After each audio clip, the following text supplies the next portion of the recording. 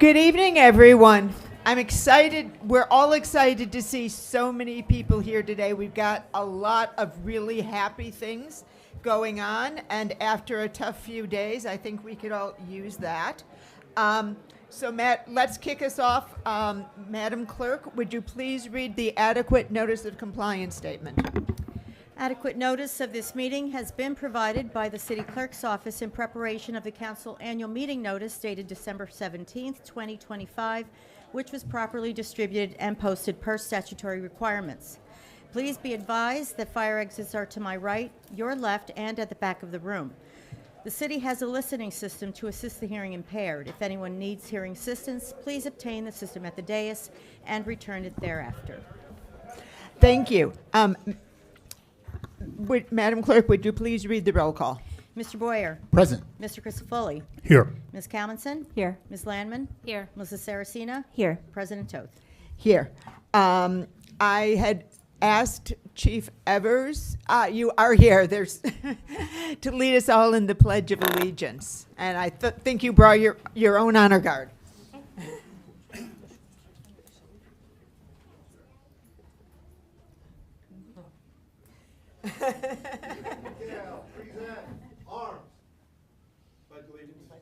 Flag of the United States of America, and to the republic for which it stands, one nation, under God, indivisible, with liberty and justice for all. Order. Arms. Okay. Okay, Madam Clerk, would you please read the notices regarding the closed session and hearings and comments? A closed session meeting is authorized by state statute, was announced and held prior to the start of this meeting, and the known items for discussion were listed on the published closed session agenda. Please be advised that council meetings are broadcast live on Comcast Channel 34 and 36 and Verizon Channel 30 and rebroadcast on Thursdays and Saturdays on HTTV, on Comcast 36 and Verizon 33. When invited to speak, please come to the lectern, clearly state your name and address, spell your last name, and speak into the podium microphone so that your comments can be understood by all and properly recorded.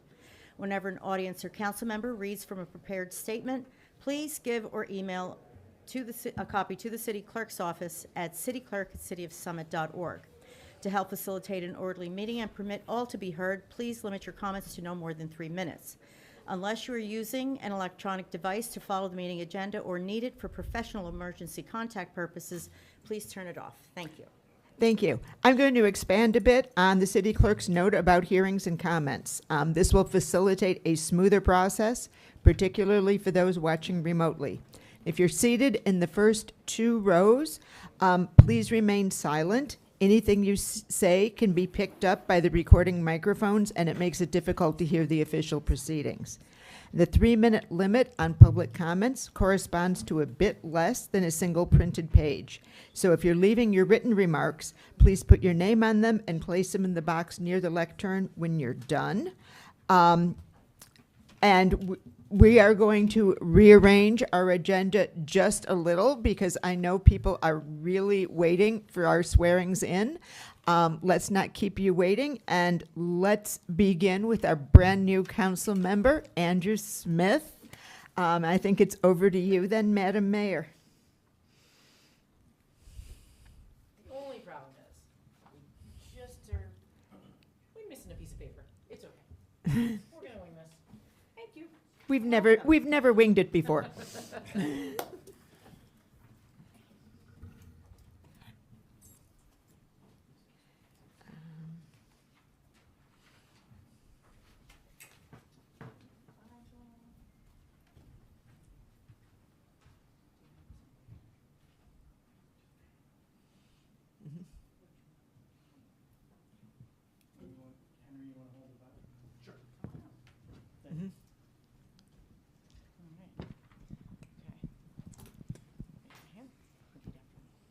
I, Andrew Smith, I, Andrew Smith, do solemnly swear do solemnly swear that I will support the Constitution of the United States that I will support the Constitution of the United States and the Constitution of the State of New Jersey, and the Constitution of the State of New Jersey, and that I will bear true faith and allegiance and that I will bear true faith and allegiance to the same to the same and to the governments established and to the governments established in the United States in the United States and in this state and in this state under the authority of the people.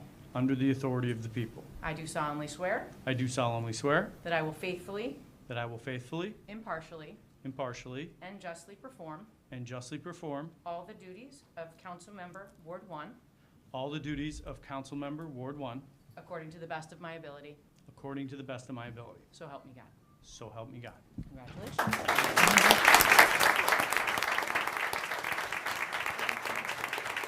Okay.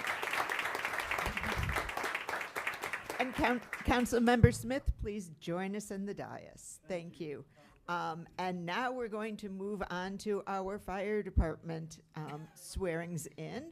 We're going to keep our mayor busy here, beginning with our brand-new fire chief, who's had an extraordinarily easy few days of it. I was going to say, yes, Chief Harnoy, please join us. All right, so first I'm going to read your bio so we can learn a little bit about our new chief. Fire Chief Brian Harnois has served the Summit Fire Department for over 22 years. Brian began in Summit in October 2004 as a volunteer firefighter assigned to the Union Hose Company. He started his career here as a part-time dispatcher, moving to the role of firefighter in July of 2007. He has been passionate about firefighting and serving others throughout his life, and he has spent his career training in various aspects of leadership and safety. Brian worked his way through the ranks and was promoted to battalion chief in February of 2024. He holds a bachelor's degree from Seton Hall University. In addition, he is a fire instructor, drill ground instructor, fire inspector, and fire investigator, and a certified EMT. Brian served as the department's training officer for the last 5 years, revamping the department's program to include more hands-on training. Brian completed the Command and Control Series and the new Fire Chief program at the National Fire Academy. He is currently working towards his Executive Fire Officer designation with an expected graduation date in the spring of 2027. He brings a focus on cancer risk reduction, mental health initiatives for first responders, and community risk reduction. He has served as a volunteer for the National Fallen Firefighters Foundation's Memorial Weekend at the National Fire Academy for the past 18 years. You're not even old enough to have been there for 18 years. Brian received 2 Chiefs Awards for life-saving efforts in 2010 and 2022. Brian lives in Chatham with his wife Megan and his daughter Becca and his son Colin. Please congratulate Brian on his trial by fire promotion to fire chief.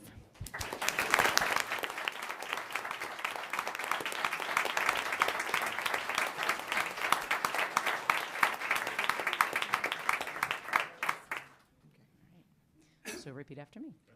I, Brian Harnice, I, Brian Harnois, do solemnly swear do solemnly swear that I will support the Constitution of the United States that I will support the Constitution of the United States and the Constitution of the State of New and Jersey, the Constitution of the State of New Jersey, and that I will bear true faith and I will bear true faith and allegiance and allegiance to the same to the same and to the governments established and to the governments established in the United in States the United States and in this state and in this state under the authority of the people. under the authority of the people. I do solemnly I swear do solemnly swear that I will faithfully, that I will faithfully, impartially, impartially, and justly perform and justly perform all the duties all the duties of fire chief of fire chief according to the best of my ability. according to the best of my ability. So help me God. So help me God. Congratulations.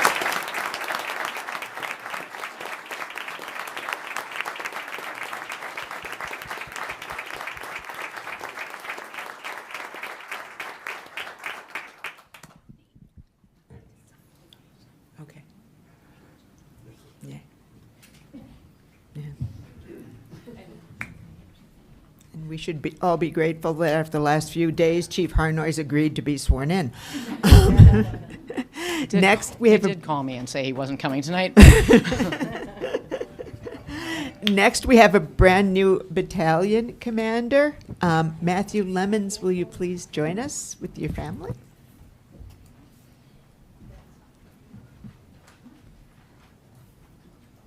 Hello, how are you? Great. Hi, guys. I love your dress. All right, so Matthew Lemons started with the Summit Fire Department as a volunteer firefighter in Chemical Engine Company Number 1 in February of 2013, was hired as a career firefighter in May of 2015, and was promoted to lieutenant in September 2023. Matt graduated from New Jersey City University, why was that hard, with a bachelor's in fire science in 2022.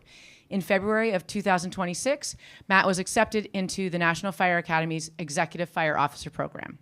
Matt has 16 years of experience in emergency services at the local, county, and state levels, including 11 years of full-time professional firefighting with the Summit Fire Department. Matt was recently appointed as the city's fire official. In addition to serving in Summit, Matt has served as the chief of the Chatham Township Volunteer Fire Department, a Level 2 fire instructor at the Union County Fire Academy, an active shooter incident management instructor for the New Jersey State Police and New Jersey Office of Homeland Security and Preparedness, is a lieutenant with the Union County Fire Investigation Task Force, and since 2019, he has participated in the National Fallen Firefighters Foundation's Memorial Weekend with Team Summit. Matt holds 3 professional credentials from the Center of Public Safety Excellence, including Fire Officer, Fire Marshal, and Chief Training Officer.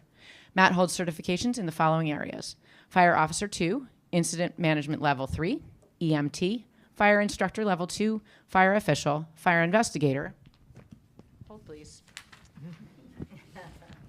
Division of Fire Safety Rapid Intervention Instructor, Ice Rescue Technician, Swift Water Operations. Matt resides in Berkeley Heights with his wife of 7 years, Jacqueline, and their 2 children, Matthew and Kinley. Please congratulate Matt on his promotion to battalion chief.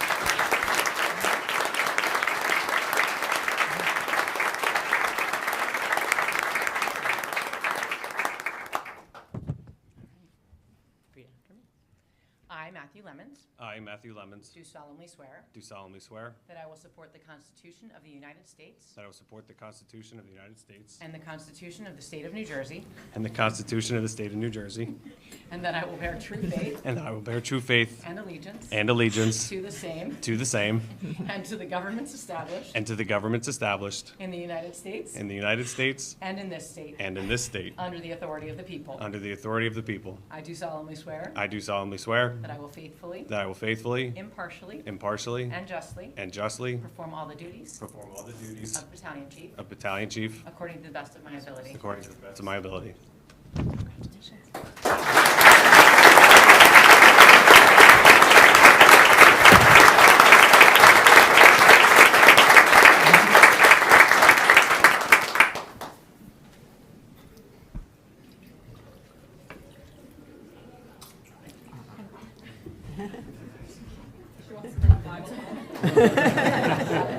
exciting.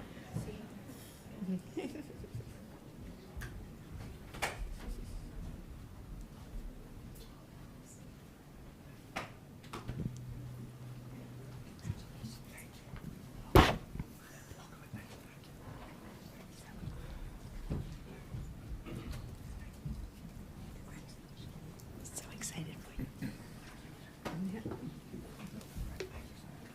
Congratulations.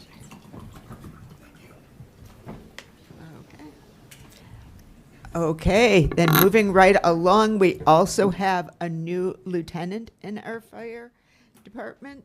Yeah, no, and this would be James Hintz. All right. James Hintz began his fire service journey at the age of 16 when he joined the Berkeley Heights Fire Department, where he continues to serve as a volunteer today. Driven by his passion for the fire service, James earned a Bachelor of Science in Fire Science with a concentration in fire administration from the University of New Haven. He furthered his professional education by obtaining certifications including Firefighter 2, Fire Official, Fire Officer 2, Incident Management Level 3, Hazardous Materials Technician, and Swift Water Rescue Technician. In July 2019, James expanded his commitment to serving others by joining the Summit Fire Department as a volunteer firefighter and was later appointed to the Career Division in January 2022. Today, James resides in Berkeley Heights with his wife, Amalia.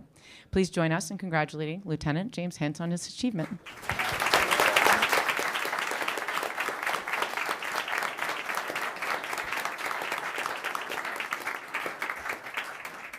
Repeat after me. Right hand, right? Yeah. Got it. I, Jimmy Hintz, I, Jimmy Hintz, do solemnly swear do solemnly swear that I will support the Constitution of the United that States I will support the Constitution of the United States and the Constitution of the State of New and Jersey, the Constitution of the State of New Jersey, and that I will bear true faith and that I will bear true faith and allegiance and allegiance to the same to the same and to the governments established and to the governments established in the United States in the United States and in this state and in this state under the authority of the people. under the authority of the people. I do solemnly swear I do solemnly swear that I will faithfully, that I will faithfully, impartially, impartially, and justly and justly perform all the duties perform all the duties of fire lieutenant of fire lieutenant according to the best of my ability. according to the best of my ability. So help me God. So help me God. Congratulations.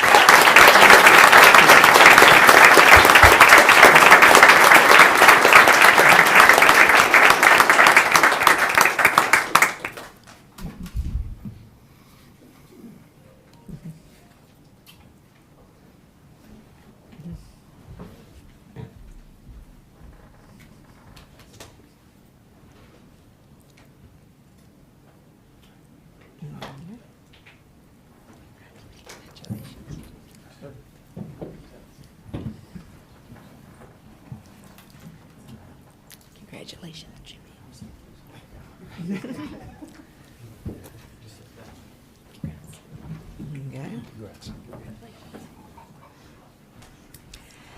And finally, this also means we get to appoint a brand-new probationary firefighter, Christopher Jackson.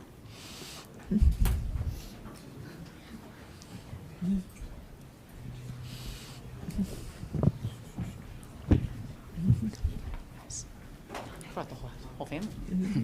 All right. So Christopher Jackson grew up in Brick, New Jersey, where he lived until moving to Berkeley Heights and attended college in 2021. He graduated from New Jersey City University in May 2025 with 2 bachelor degrees, a Bachelor of Science in Fire Science and a Bachelor of Science in National Security Studies. During his time at the university, he earned Dean's List honors while continuing to build upon his years of public safety experience. Chris began his fire service journey with the Point Pleasant Borough Fire Department as a junior firefighter in 2018. In 2021, at just 18 years old, he completed the Fire Academy and earned his Firefighter 1 and 2 certifications, officially launching his firefighting career. During his time with Station 75, he served as an engineer and was appointed Assistant Water Rescue Captain. He also volunteered with the Point Pleasant Borough First Aid Squad as an emergency medical responder, responding to 911 medical emergencies and assisting with patient care and transport. In 2025, Chris joined Summit volunteer ranks in Chemical Engine Company 1. In addition to his fire service, Chris previously served as a Class 1 Special Police Officer with Toms River Township Police Department and has worked in both the construction and carpentry trades, developing a strong work ethic and hands-on problem-solving skills. Chris has earned numerous advanced fire service certifications, including hazardous materials operations, incident command system certifications, surface water rescue operations, fast awareness and operations, advanced fire behavior, and basic vehicle extraction. He's grateful for the opportunity to join the Summit Fire Department and looks forward to building a long and rewarding career serving the residents and visitors of the city of Summit. Let's congratulate Chris on becoming a career firefighter of Summit.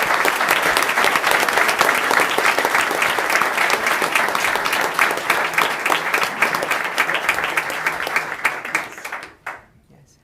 Repeat after me.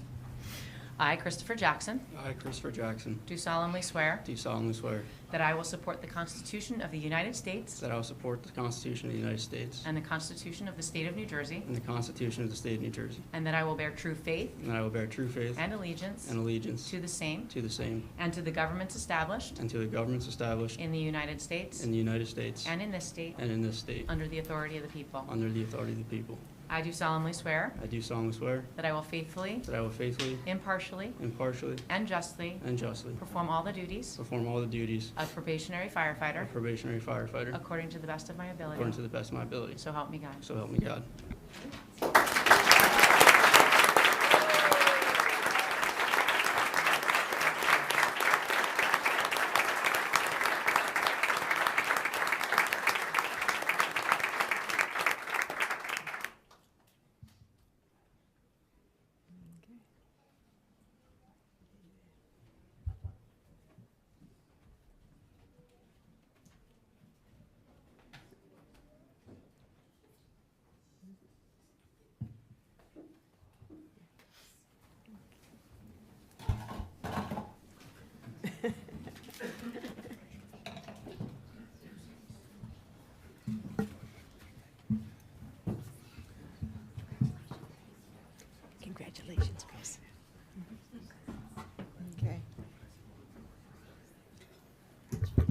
Yes, you went, yes.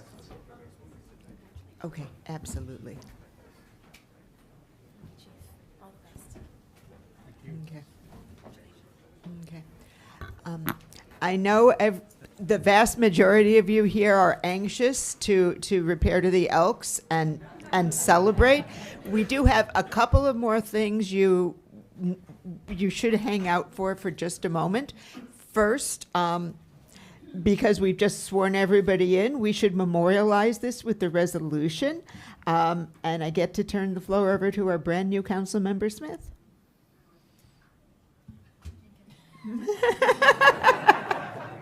Inauspicious start.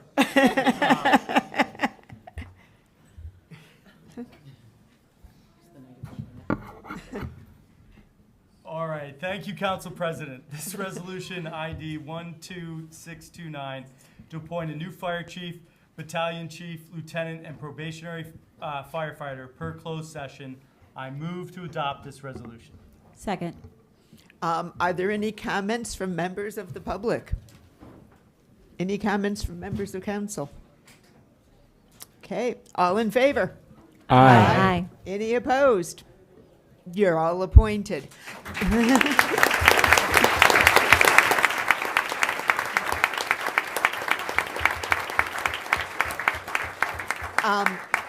Second, Chief Harnois had asked for a couple of moments. Through you, Council President, I just want to take this opportunity to thank the mayor and members of council for their continued support of the fire department. I'm deeply honored and humbled to accept the role of fire chief for the city of Summit. It's a true privilege to lead such a dedicated group of professionals who serve this community so selflessly. My commitment is to work tirelessly to protect our community, support our firefighters, ensure our department continues to provide the highest levels of service. I would also like to express my gratitude to Chief Evers and Deputy Chief Mbimbo for their support and their leadership. As Chief Evers retires, I look forward to building on his legacy, and as we continue to serve our residents with pride, professionalism, and integrity. Thank you again, and I look forward to working with all of you. Thank you. Thank you.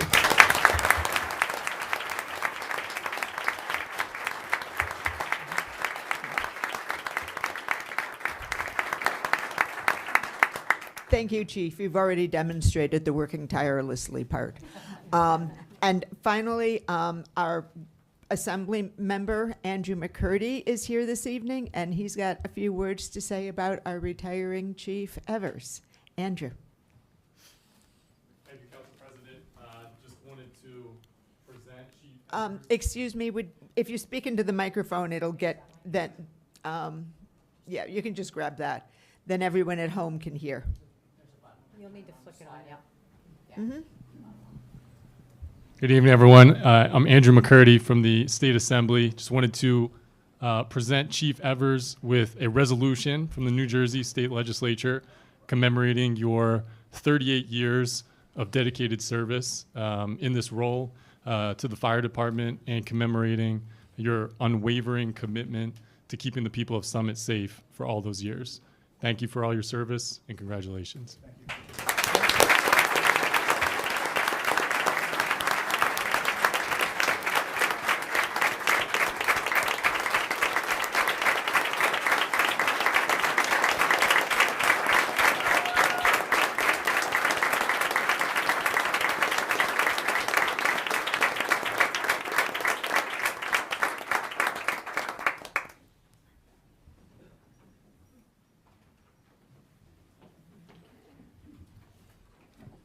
Thank you, Mayor and Council. Appreciate it. Just want to take the opportunity to thank all the previous council members and mayors for all their great work for the fire department. They always supported me, but also they supported the men and women of the Summit Fire Department. Appreciate it. Keep supporting these men and women. They are out there every day, 24/7, doing their jobs for the citizens of the Summit. So appreciate the support. Thank you, and it's been an honor being your chief for all these years. Thank you. Thank you.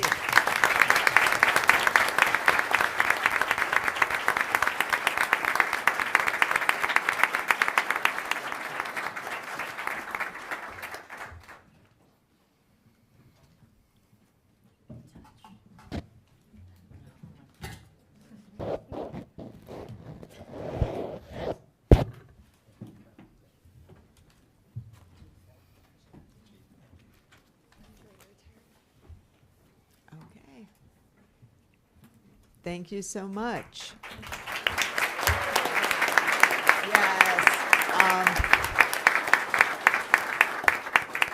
We welcome everyone to stay for the entire meeting. We know you'll want to hear about our audit from last year, but I suspect you may have other items planned for this evening. So thank you all for attending.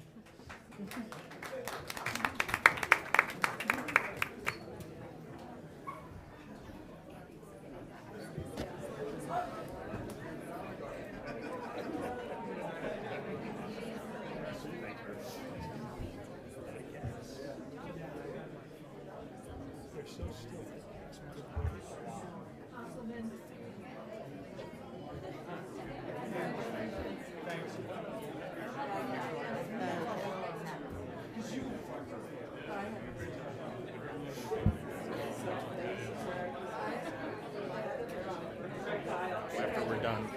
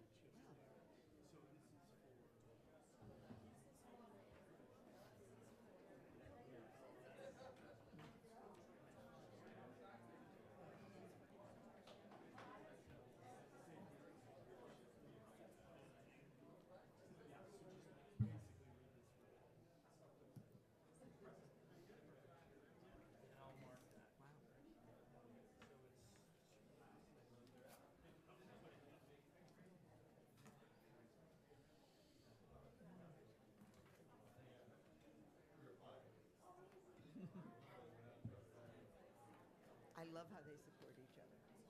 It really is.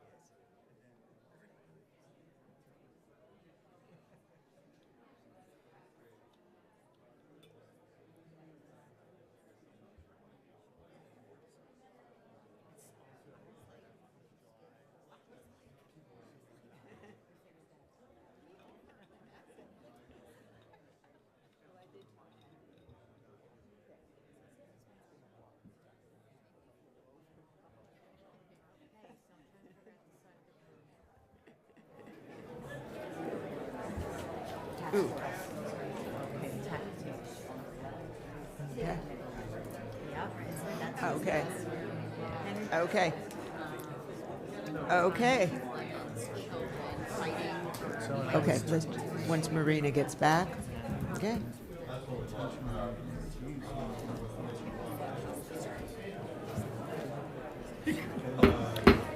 Okay, shall we return to the official order of business? So we're going to move on to the minutes for approval. Do I hear a motion to approve the minutes of the regular and closed sessions for June 3rd and June 16th, 2026? So moved. Second. All in favor? Aye. Opposed? Abstentions? Abstained. Thank you. On to reports. Madam Mayor. I feel like a microphone hog tonight. Good evening, everyone. Thank you for being here. First, I know Chief Evers has left the room, but I wanted to say thank you to him for his service. And I know that he's so humble. I know he didn't want tonight to be about him, but I'm very, very grateful to Assemblyman McCurdy for recognizing his 38 years of service. So we're very lucky in this town to have such wonderful first responders, and we have a fabulous police department. I know that Chief Harnois is big shoes to fill, but Chief Evers left us in a good spot. So on with the important things. I know everybody wants to talk more about the storm, so I want to thank everyone for your continued patience as we continue storm restoration efforts. I know it's been really difficult for residents. I know there are people that are still without power, and I have been in contact with JCP&L multiple times a day for the past 4 days. I actually missed a call tonight. They did a mayor's call each night. I unfortunately was not able to be there because I was in closed session. But our rep very kindly said that if there was anything relevant to Summit, he would certainly give me a call later. So I haven't heard from him, so I'm hoping that things are business as usual and they're working around the clock. There are crews from Michigan, from Wisconsin. They've brought in crews from all over the place to have restoration efforts. We have been sharing daily updates since Friday. We did post one this afternoon. Again, most of the large outages in town have been restored. The remaining outages are very labor intensive, unfortunately, and will require some time for repairs. The ones that are on the smaller side, if people, if you look at the JCP&L website for outages, if your address is showing that you're less than 20 customers are impacted, you're likely not to be restored until end of day Thursday. That's sort of the outside. Any outages affecting 20 or more customers should be restored by tomorrow, end of day. So just hang tight. That's what they're promising. Hopefully they'll under-promise and over-deliver. And we know this has been a long and difficult process for everyone, and we're hopeful that JCP&L can really finish up and get out of town.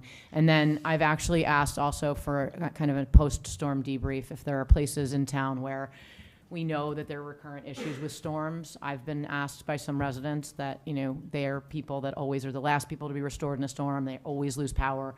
So I've sort of highlighted a couple of those areas. If there's anybody that knows that they are in that area or in one of those areas in town, please let me know, because I will share that with JCP&L so maybe they can look forward and address the infrastructure there.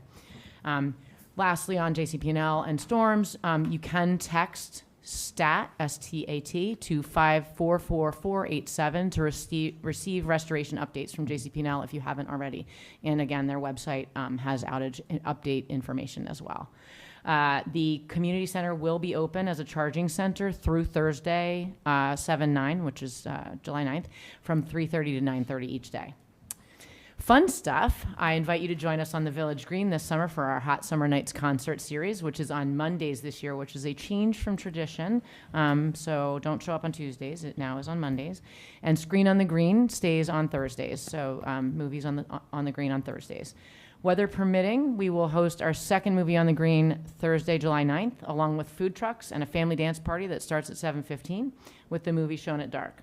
All of these events are free and open to the public, and please bring a chair or a blanket and check our website for a full schedule of events this summer. And next Monday is Community Night on the Village Green, which begins at 6:30. This annual event is an opportunity for Summit nonprofits to promote their work to the community and a great chance for residents to find out more about local organizations. Nonprofits should contact the Department of Community Programs to sign up as a participating organization. And at 7, we will have our Hot Summer Nights concert. I hope to see you there. That's all. Okay, thank you. City Administrator Baldwin. Thank you, Council President.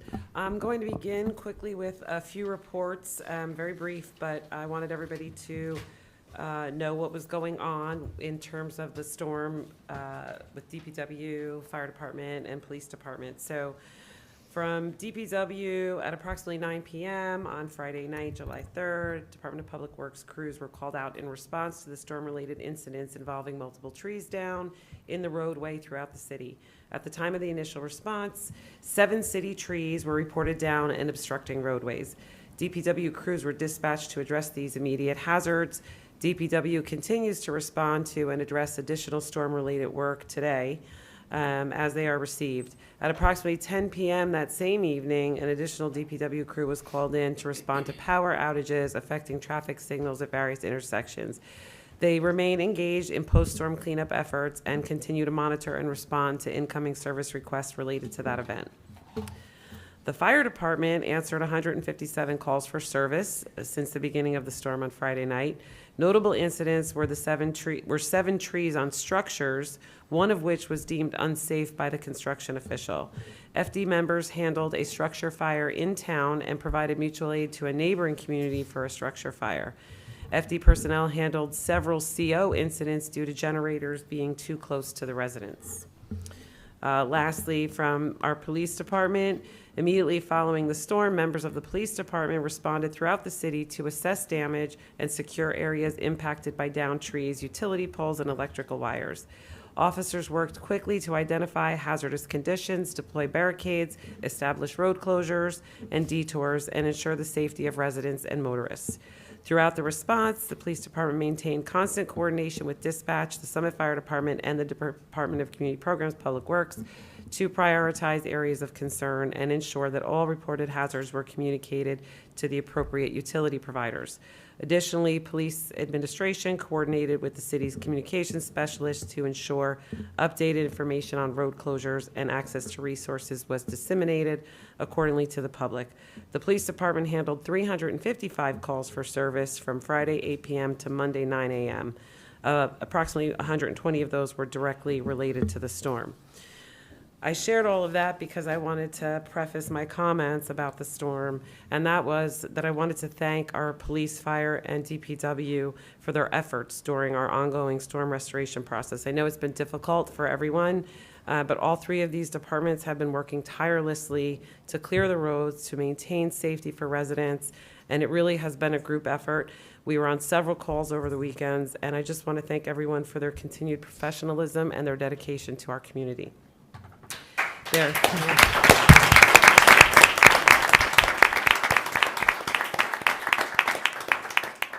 So with that, there are still several downed wires and fallen trees that are causing road closures throughout the city. I'm sure you run into them here and there.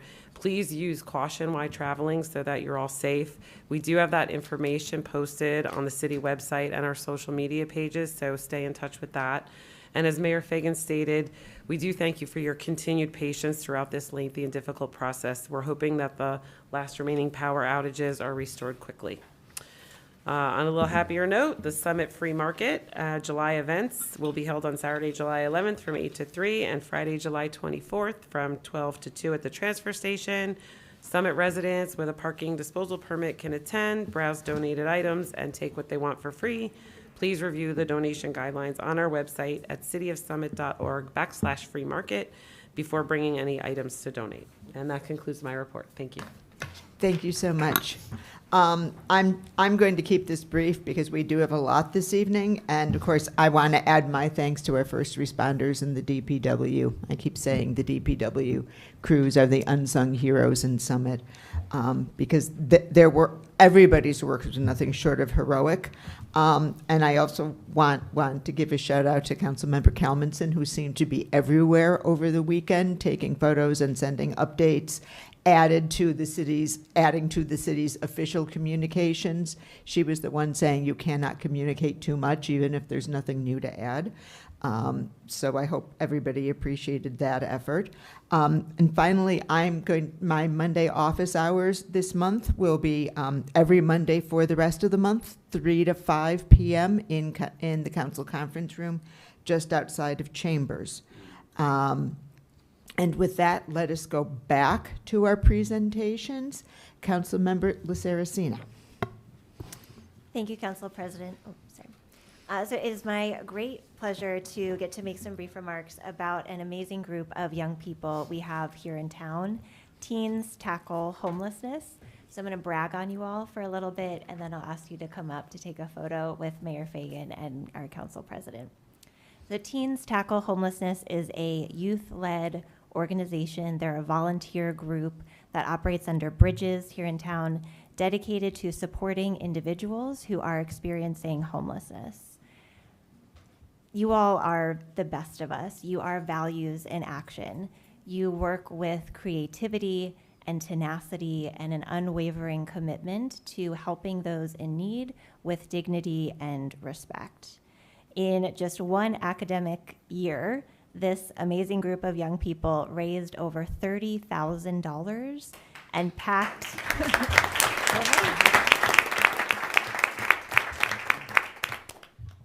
packed over 9,800 lunches while you all are going to school and have other commitments. And I don't know how you find the time, but it's a remarkable achievement, what you have already contributed to our community and those in need, even just in your few short years here with us. It's fitting that you all are here, I think, in our first meeting after our 250th celebration of America's founding. Every morning, my favorite founding father, Benjamin Franklin, asked, "What good shall I do this day?" And at the end of each day, he asked, "What good have I done today?" And I think you all are carrying on that tradition of service to the community.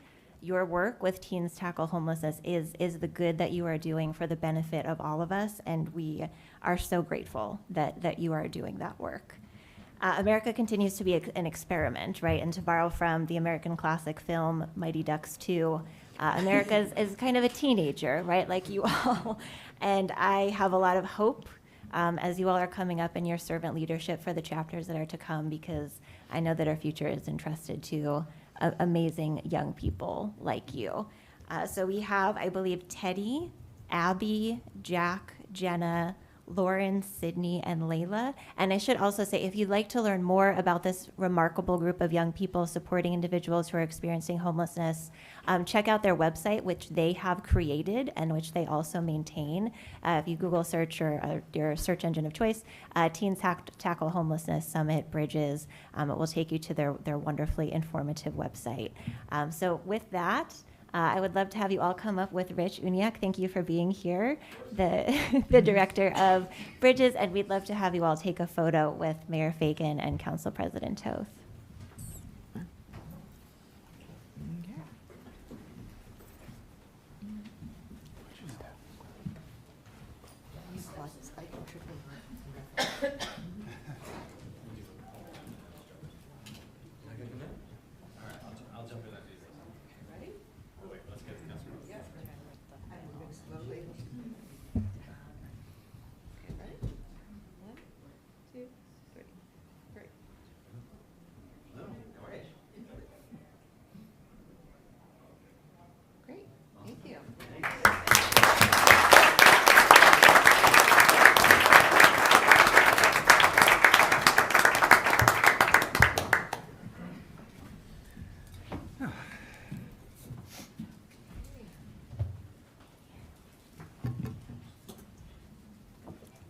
Okay, thank you all. Let's keep the good feelings going with our historic minute. Councilmember Landman.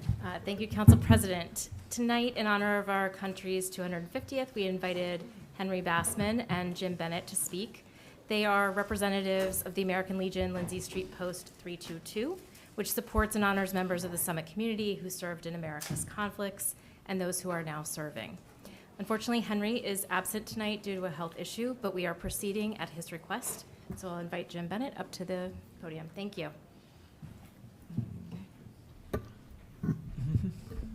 Thank you, Councilwoman Landman, and good evening, Mayor Fagan, Council President Toth, members of council staff, and fellow Summit residents.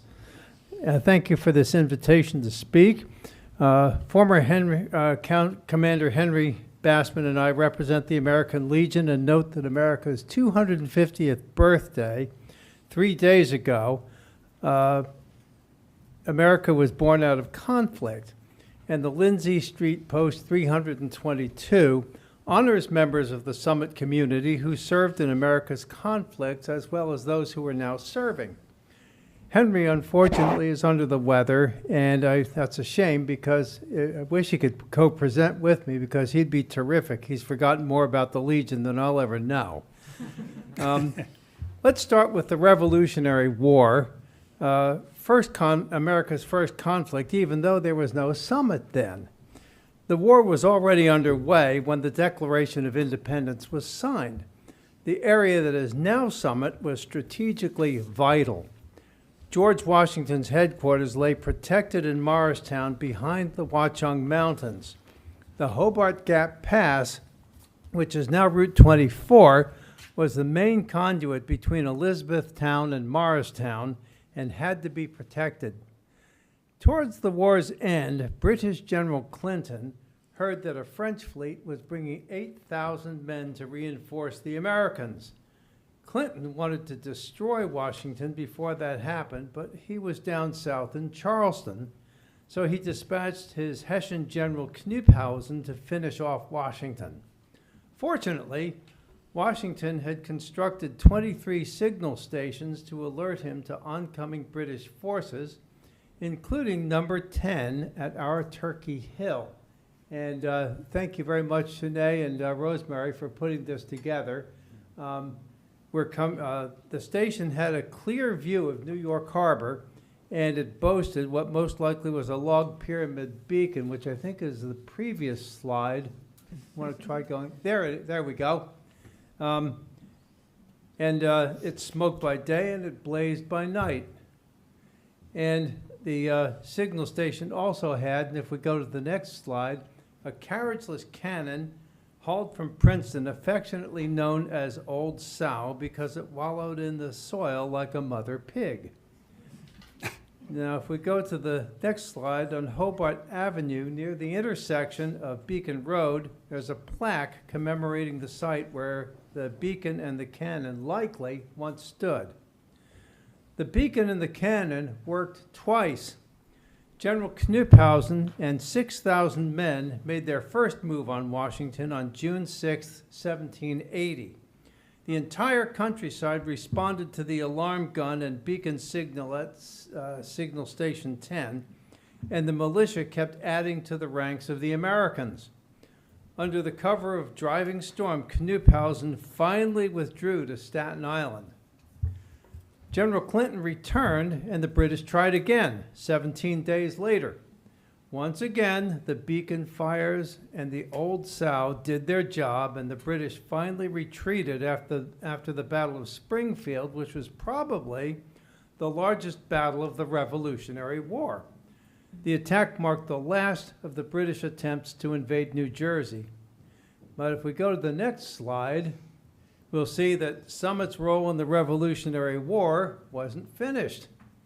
The following summer, George Washington convinced British General Clinton that Washington was still in New York when, in fact, Washington was marching south to join General Rochambeau to defeat General Cornwallis in Yorktown, Virginia.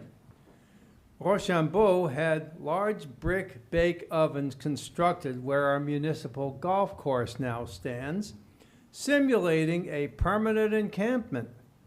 The ovens baked 3,000 loaves of bread a day.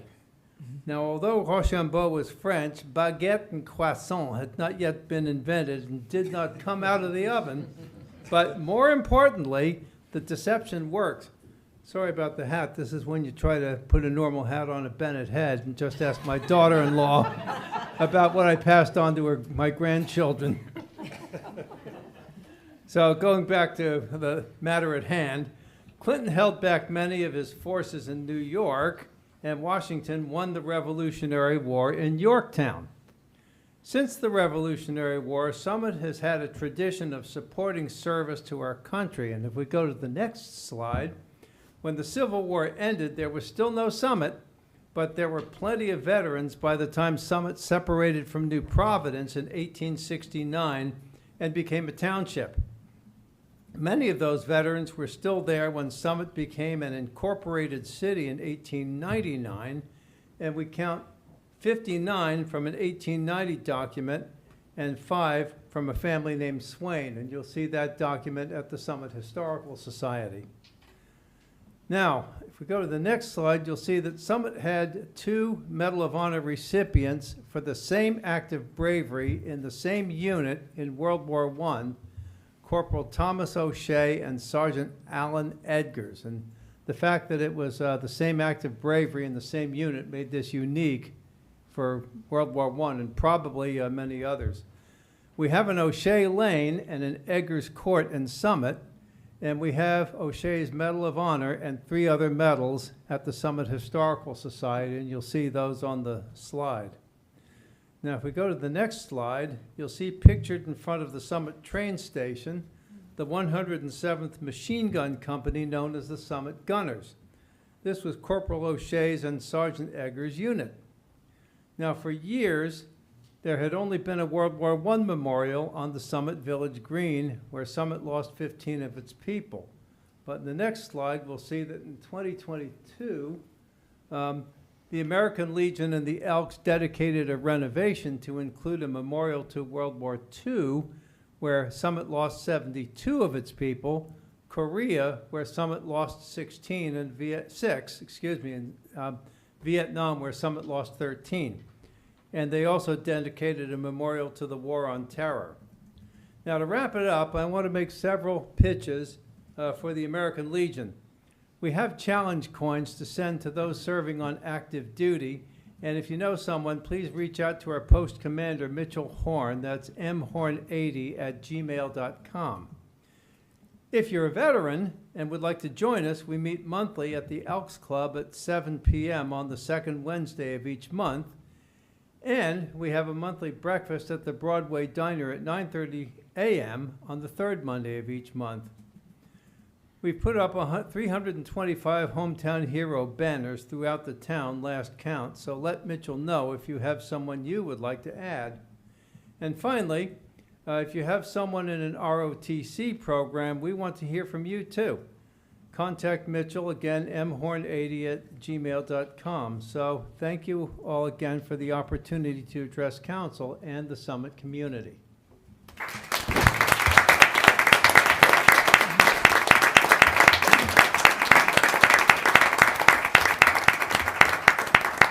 Thank you, Mr. Bennett.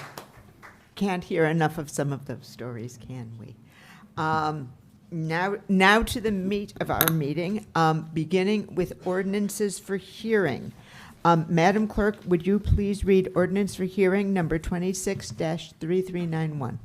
Repeal and replace Chapter 5, Filming Controls, and amend Chapter A, Schedule of Fees, Appendix, Section A-27, Filming Permits, and Section A-28, Filming Parking Fees of the General Code of the City of Summit, County of Union, New Jersey. Thank you, Madam Clerk. Councilmember Boyer. Thank you, Council President. Once again, I'd like to defer to my colleague, Councilman Krista Foley, who did a wonderful job on this ordinance that we have for hearing. Very generous of you. Councilmember Christofouli. Thank you, Council President. Thank you, Councilman Boyer. Ordinance 26-3391 would modify Summit's existing ordinance governing film and video productions as part of a partnership with the New Jersey Economic Development Authority to make Summit film ready. New Jersey's film industry is the fastest growing in the U.S., as our state's history and natural beauty, along with a dose of tax incentives, is attracting more productions here. One problem has been that New Jersey's 564 municipalities each had its own rules for filming, requiring long and costly negotiations with each town for production. The proposed ordinance is a model recommended by New Jersey EDA to make the rules and process more uniform. 65 municipalities are already film ready, and Summit will hopefully join their ranks. The ordinance includes provisions for Summit to turn down or take a break from productions if the big burden becomes too great. I move to open the hearing. Second. Thank you. Do we have any comments on this ordinance from members of the public?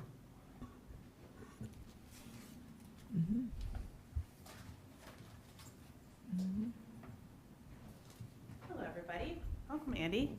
Thank you. Dory Gagnon, 27 Bedford. I have a couple questions on this, just in regards to traffic downtown.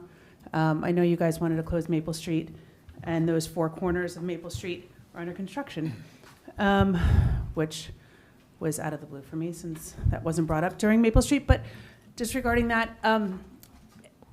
how is this going to be handled if we shut down the middle of downtown? Because that's probably where filming is going to occur.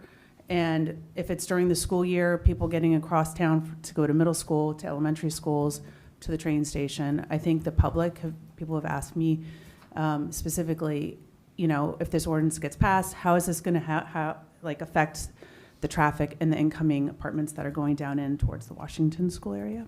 Thank you. Okay, thank you.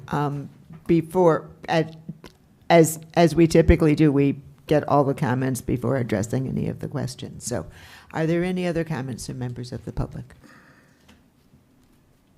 No. How about comments from members of council? Council President. Yes, Councilmember Boyer. Although I can't answer the question about traffic at this moment, but this ordinance really codifies the police department, the fire department, gets pretty much everyone together. So I'm sure that the police will do a good job with traffic, but I will get more information about that. But what I would like to say is that this ordinance was common sense with the camera. We open our doors with a little movie magic, and the studios pay their own way and cover their own risk, and Summit pockets the difference. That's a good deal for the folks who actually live here, and I hope to one day meet Jason Bateman. And if you actually, Dan, if you're getting like heads up on stuff, like let me know. So I support this ordinance. And once again, Ms. Gagnon, I'll get back to you about traffic. Okay. Councilmember Crisafulli. Thank you, Council President. Just to address concerns, I think the toughest customer to build the case for this ordinance was our city clerk, Rosie, who bears the burden of the entire process, including the safety, the police, the fire, the insurance provisions. And between Rosie and our city administrator, Ms. Baldwin's diligence in researching and speaking with other towns that have undertaken this ordinance or put in place the same provisions, they seem to have had a positive experience and that the impacts are manageable and we do have the ability to turn down a production. Mm-hmm. Any other comments? Just Yes. one more quick thing. And the police actually can control what's going on, and it doesn't come out of the city's budget. The applicant has to pay for it. So if there's a traffic issue, then Chief Peters can order a couple of people that needs to maintain traffic, and the taxpayers don't have to pay for it. The applicant has to, Netflix got to pay for it. So your fees may go up, but you know, it's all good. Thank you. Councilmember Lizaracina. Just quickly want to express gratitude to Councilmember Crisafulli. He has spearheaded this effort, and in my view, it's a great, as the second on the Finance Committee, just to put it in cold, hard terms, I feel like this is an important building block in helping to protect the economic vitality of our community, and we can, as a side benefit, show everyone what we know to be true, that Summit is a really special place, and kind of put that on display. So I'm very excited to see this go forward. Mm-hmm. Anything else? Madam Mayor. Not super additive, but this was mentioned. They had a whole panel about this at the league last November, and I was very intrigued. So I was really excited when Councilman Crisafulli came and sort of pioneered this. I know Rosie was hesitant. I know Tammy was hesitant. I was a little hesitant because I've seen what Rosie went through in the last year about trying to get some of the film crews situated to do some quick films. So I know that there were some hurdles, but so I'm appreciative to our city staff for doing the diligence to make this happen. Yeah, thank you. And I can only add, I know in the past year we've had filming at Fiorino and at the train station. It seems not to have shut down the city in either case. My understanding is that much of the filming is exterior of private homes, and if you think you have the next Home Alone house, this is your chance to shine. With that, I'm going to close this hearing, and we can move on to ordinances for final consideration. So, Madam Clerk, would you please read the title of ordinance number 26-3391? Repeal and replace Chapter 5, Film and Controls, and amend Chapter A, Schedule of Fees, Appendix, Section A-27, Filming Permits, and Section A-28, Filming Parking Fees of the General Code of the City of Summit, County of Union, New Jersey. Thank you. Sorry, Councilmember Boyer. I know, I confused you on this one because I referred to Dan and everything, but after, No, it's, I lost my place in my No. script. I would never confuse you, Councilmember Boyer. after just having a hearing on this, I moved this for final adoption. Do I hear a second? Second. Roll call, please. Mr. Boyer? Aye. Mr. Crisafulli? Aye. Ms. Cowanson? Aye. Ms. Landman? Aye. Mrs. Saraceno? Aye. Mr. Smith? Aye. President Toth. Aye. Motion carries. Moving on to ordinances for introduction. First, we are pulling ordinance ID 12628 at the request of our engineering staff. Much of this institution follows directly from state regulation, and those state regulations were recently suspended and are being reconsidered.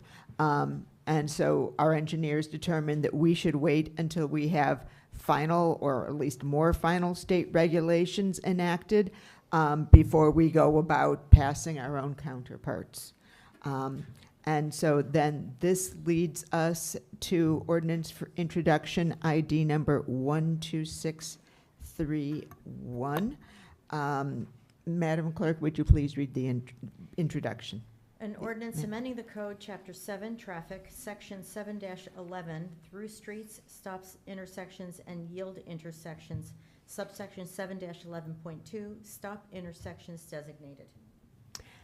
Thank you, Madam Clerk. Councilmember Smith. Thank you, Council President. This ordinance ID number 12631, and this is an ordinance that will add stop signs to the following intersections: Canoe Brook Parkway and Beverly Road, Colt Road and Pembroke Road, Maple Street and Linden Place, Portland Road and Warwick Road, Tulip Street and Linden Place, Tulip Street and Oakland Place, Wade Drive and Hartley Road, Wade Drive and Karen Way. With a hearing date of July 28th, 2026, I move to introduce this ordinance. Thank you. Second. Okay. Madam Clerk, roll call, please. Mr. Boyer? Aye. Mr. Crisafulli? Aye. Ms. Cowanson? Aye. Ms. Landman? Aye. Mrs. Saraceno? Aye. Mr. Smith? Aye. President Toth. Aye. Okay, Madam Clerk, would you please read ordinance for introduction ID number 12633? Ordinance of the City of Summit, County of Union, New Jersey, amending and supplementing Chapter 35 of the City Code entitled Development Regulations, subsection 35-9.2, prohibited uses. Okay, Councilmember Crisafulli. Thank you, Council President. Ordinance ID 12633 would revise the ordinance banning data centers that was approved at our last council meeting on June 16th with the intention to further tighten Summit's defenses against this undesirable land use. Summit is fortunate to have many committed and knowledgeable residents who shared their ideas at council listening sessions last month and during the council meeting on June 16th. Following the council meeting, we requested the input of Burgess and Associates, a leading firm serving New Jersey towns on issues of land use planning and regulation, who has advised our own city government and planning board for many years. Joe Burgess is with us tonight, and his colleagues developed a background memo and a revised ordinance based on the direct input from residents and Burgess Associates' own experience in many other towns. I then requested comments on the Burgess memo from the planning board, on which I serve as a liaison, at the planning board's June 29th meeting last Monday. The Burgess memo is now available on the planning board website. We have been working quickly, and after the planning board meeting on Monday, there was a very tight time window to finalize the ordinance by Wednesday's deadline last week. So we worked collaboratively, and that version from last Wednesday is the one that you see in the packet. We worked collaboratively as council with professionals over the holiday weekend and early this week to develop a slightly revised text, and we agreed on one change: to add a new section 2A to tighten the definition of accessory data processing facilities, requiring that the floor area devoted to such use does not exceed 20% of the gross floor area of the principal building, or 1,000 square feet, whichever is less. That's 1,000 square feet or less. For purposes of this subsection, the 1,000 square foot cap shall apply in the aggregate across all buildings on continuous parcels that comprise a development. While our professionals tell me this ordinance is very strong, we will, even with this additional language, we will continue to monitor developments and strengthen it as needed. I move to introduce the ordinance with the change I just mentioned. Second. Okay, thank you. And although we do not have comments on ordinances at introduction, I think it's appropriate before we take the vote to ask Mr. Burgess if there's anything he would like to add to Mr. Crisafulli's introduction. Thank you for the opportunity. The only thing I would note is that, we worked cooperatively with Mr. Crisafulli, Mr. Boyer, Ms. Alvarez, the chair of the planning board. There had been some modifications since I had met with the planning board. This is a very strongly worded ordinance which will basically prohibit data centers throughout the municipality. And I gather the next step would be to refer this back to the planning board for their statutory 35-day review period. And then I guess I would be sitting with the planning board to prepare their response to this revision. Thank you very much. Madam Clerk, would you call the roll, please? Sorry. So, yes, Councilmember Lindman. I'm not sure if we're allowed to ask Mr. Burgess questions on the revised language that we've just heard, or if well, we should. Yeah. Fine. Yes. Okay. I just have a couple.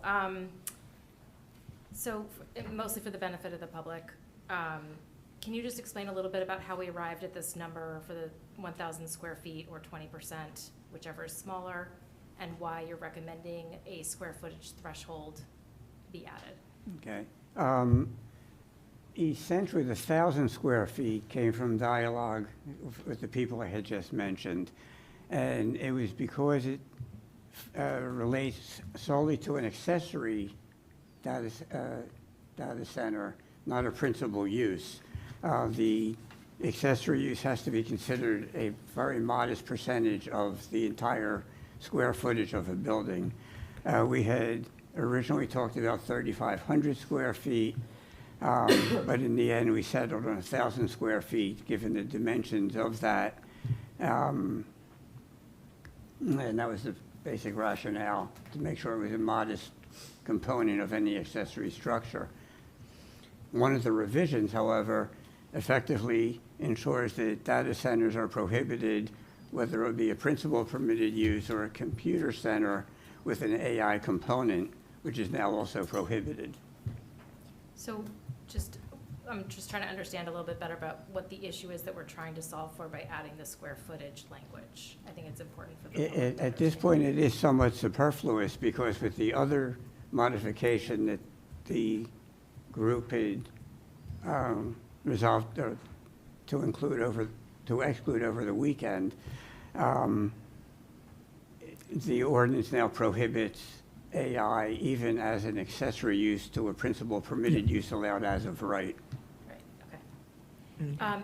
So, sorry, just if I could ask just one or two more questions. So,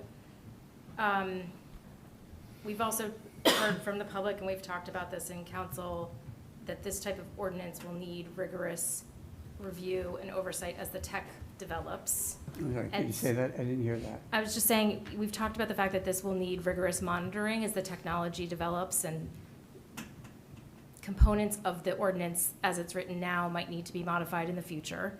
And I'm curious if this would be included in the master plan re-exam that's planned to happen for later this year.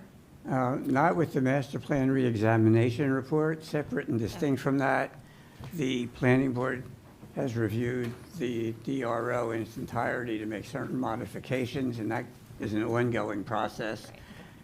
Beyond that, the planning board is going to commence work on a comprehensive master plan, presumably later this year. And that's where the issue will again be revisited to see if there's need for change. I think there's a recognition on the part of everybody that this is a continually evolving area of concern, and the technology is also evolving significantly and rapidly. So I know with the planning board, I'll be constantly monitoring that and reporting back to them for any modifications that's necessary. That's great. And there was one other thing we understood, but I think it's, again, just important for the public to understand the way this new version is drafted. There's no specific language about noise included now, and we've been given that explanation, but if you wouldn't mind, that was a major concern of residents, so if you could just explain that. Well, with this ordinance, the way it is now written, the use is prohibited. So the comments in my initial planning report to you, where I mentioned not only noise issues, but other issues as well, vibration and the like, that became moot because the ordinance is simply prohibiting the use. Okay. And we, I think, have all committed also to making some revisions to the noise provisions in our regs anyway, but I just wanted to. And that will probably come out of the further analysis of the DRO. Right. Okay, great. Okay, Councilmember Boyer. Thank you, Council President. First, I want to thank Dan and Chantel. Late night conversations back and forth, and I think we all kind of figured it out a little bit. And with your conversation today with me, Dan, and Andy, welcome to the team, right? Thank you. Came in like a rock star, right? Here you go. I just want to go through the cap and the reason for the cap. I know we spoke about it, but I want the public to understand.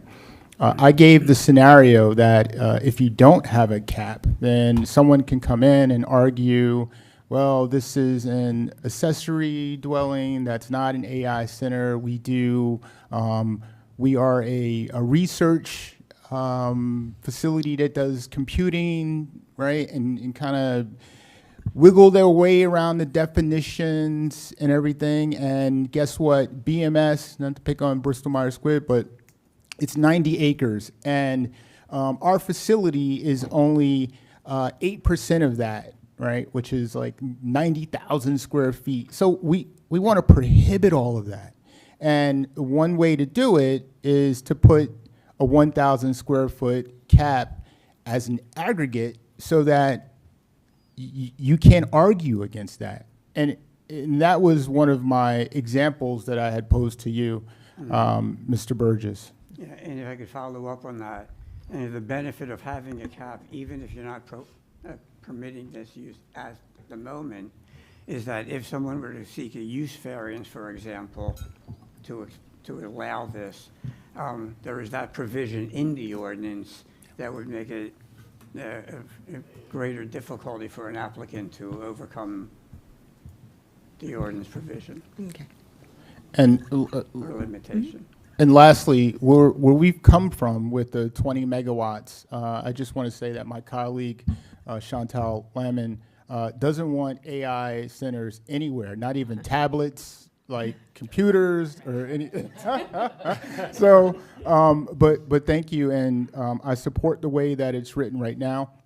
My one question and my one concern that we discussed was the electrical capacity that you had put in your memo. And reason being that I personally wanted it in here as chips get smaller, right? Well, maybe we can fit something in a 1,000 square foot facility. So I know we had 3,500 first, but that's the size of my house, right? And we were like, I don't know about that, right? But something that still has the capacity to require more power than 1,000 homes. So with the electrical, the critical electrical capacity, I hope I'm saying it right, that scales with technology. And I like that piece, right? Because it kind of merges with the square foot, and with that, it further protects the city. But, you know, nothing's perfect, and I think we're in a good place. But I'd like to see the planning board discuss that further, though. Yeah, and we had discussed that today, and I will pursue that. One of the difficulties with any ordinance regulation is how does the zoning official determine whether somebody complies or not? And, you know, our firm represents close to 50 municipalities throughout the state. We spoke to a number of zoning officials, and to a person, they all said, that's a little difficult to understand how to do that. So I'm going to continue that analysis to see, you know, where we can control that in that fashion, but it may be beyond the scope of what a zoning official does, a zoning officer does, excuse me, because basically their focus is on the building itself, you know, in terms of setbacks, coverages, height, and that sort of thing. And this is well beyond their expertise. But we'll look to see if there's another way to get around that issue. Thank you, Council President. Okay. With that, may we have a roll call, please, Madam Clerk? Mr. Boyer? Aye. Mr. Christopherly? Aye. Ms. Kalmanson? Aye. Ms. Landman? Aye. Ms. Saraceno? Aye. Mr. Smith? Aye. President Toth. Aye. Okay, motion carries. Moving on to resolutions, Councilmember Landman. Night, everyone. Night, Joe. Thank you, Joe. Oh, thank you. Yes, I'm so sorry. Thank you, Council President. Resolution ID 12592. So municipalities go through a pretty strict audit every year, and auditors are instructed to find deficiencies. An audit is not an affirmation of our financial position, just that we reported our results accurately. The audit of our 2025 finances was squeaky clean with two very minor findings related to the shared services in our court system. And I'd like to take a moment to say thank you to our Director of Finance, Kabliska, and our CFO and Administrator Baldwin for a job well done. And with that, I move to adopt this resolution. Second. Do we have any comments from members of the public? Do we have any comments from members of council? Okay.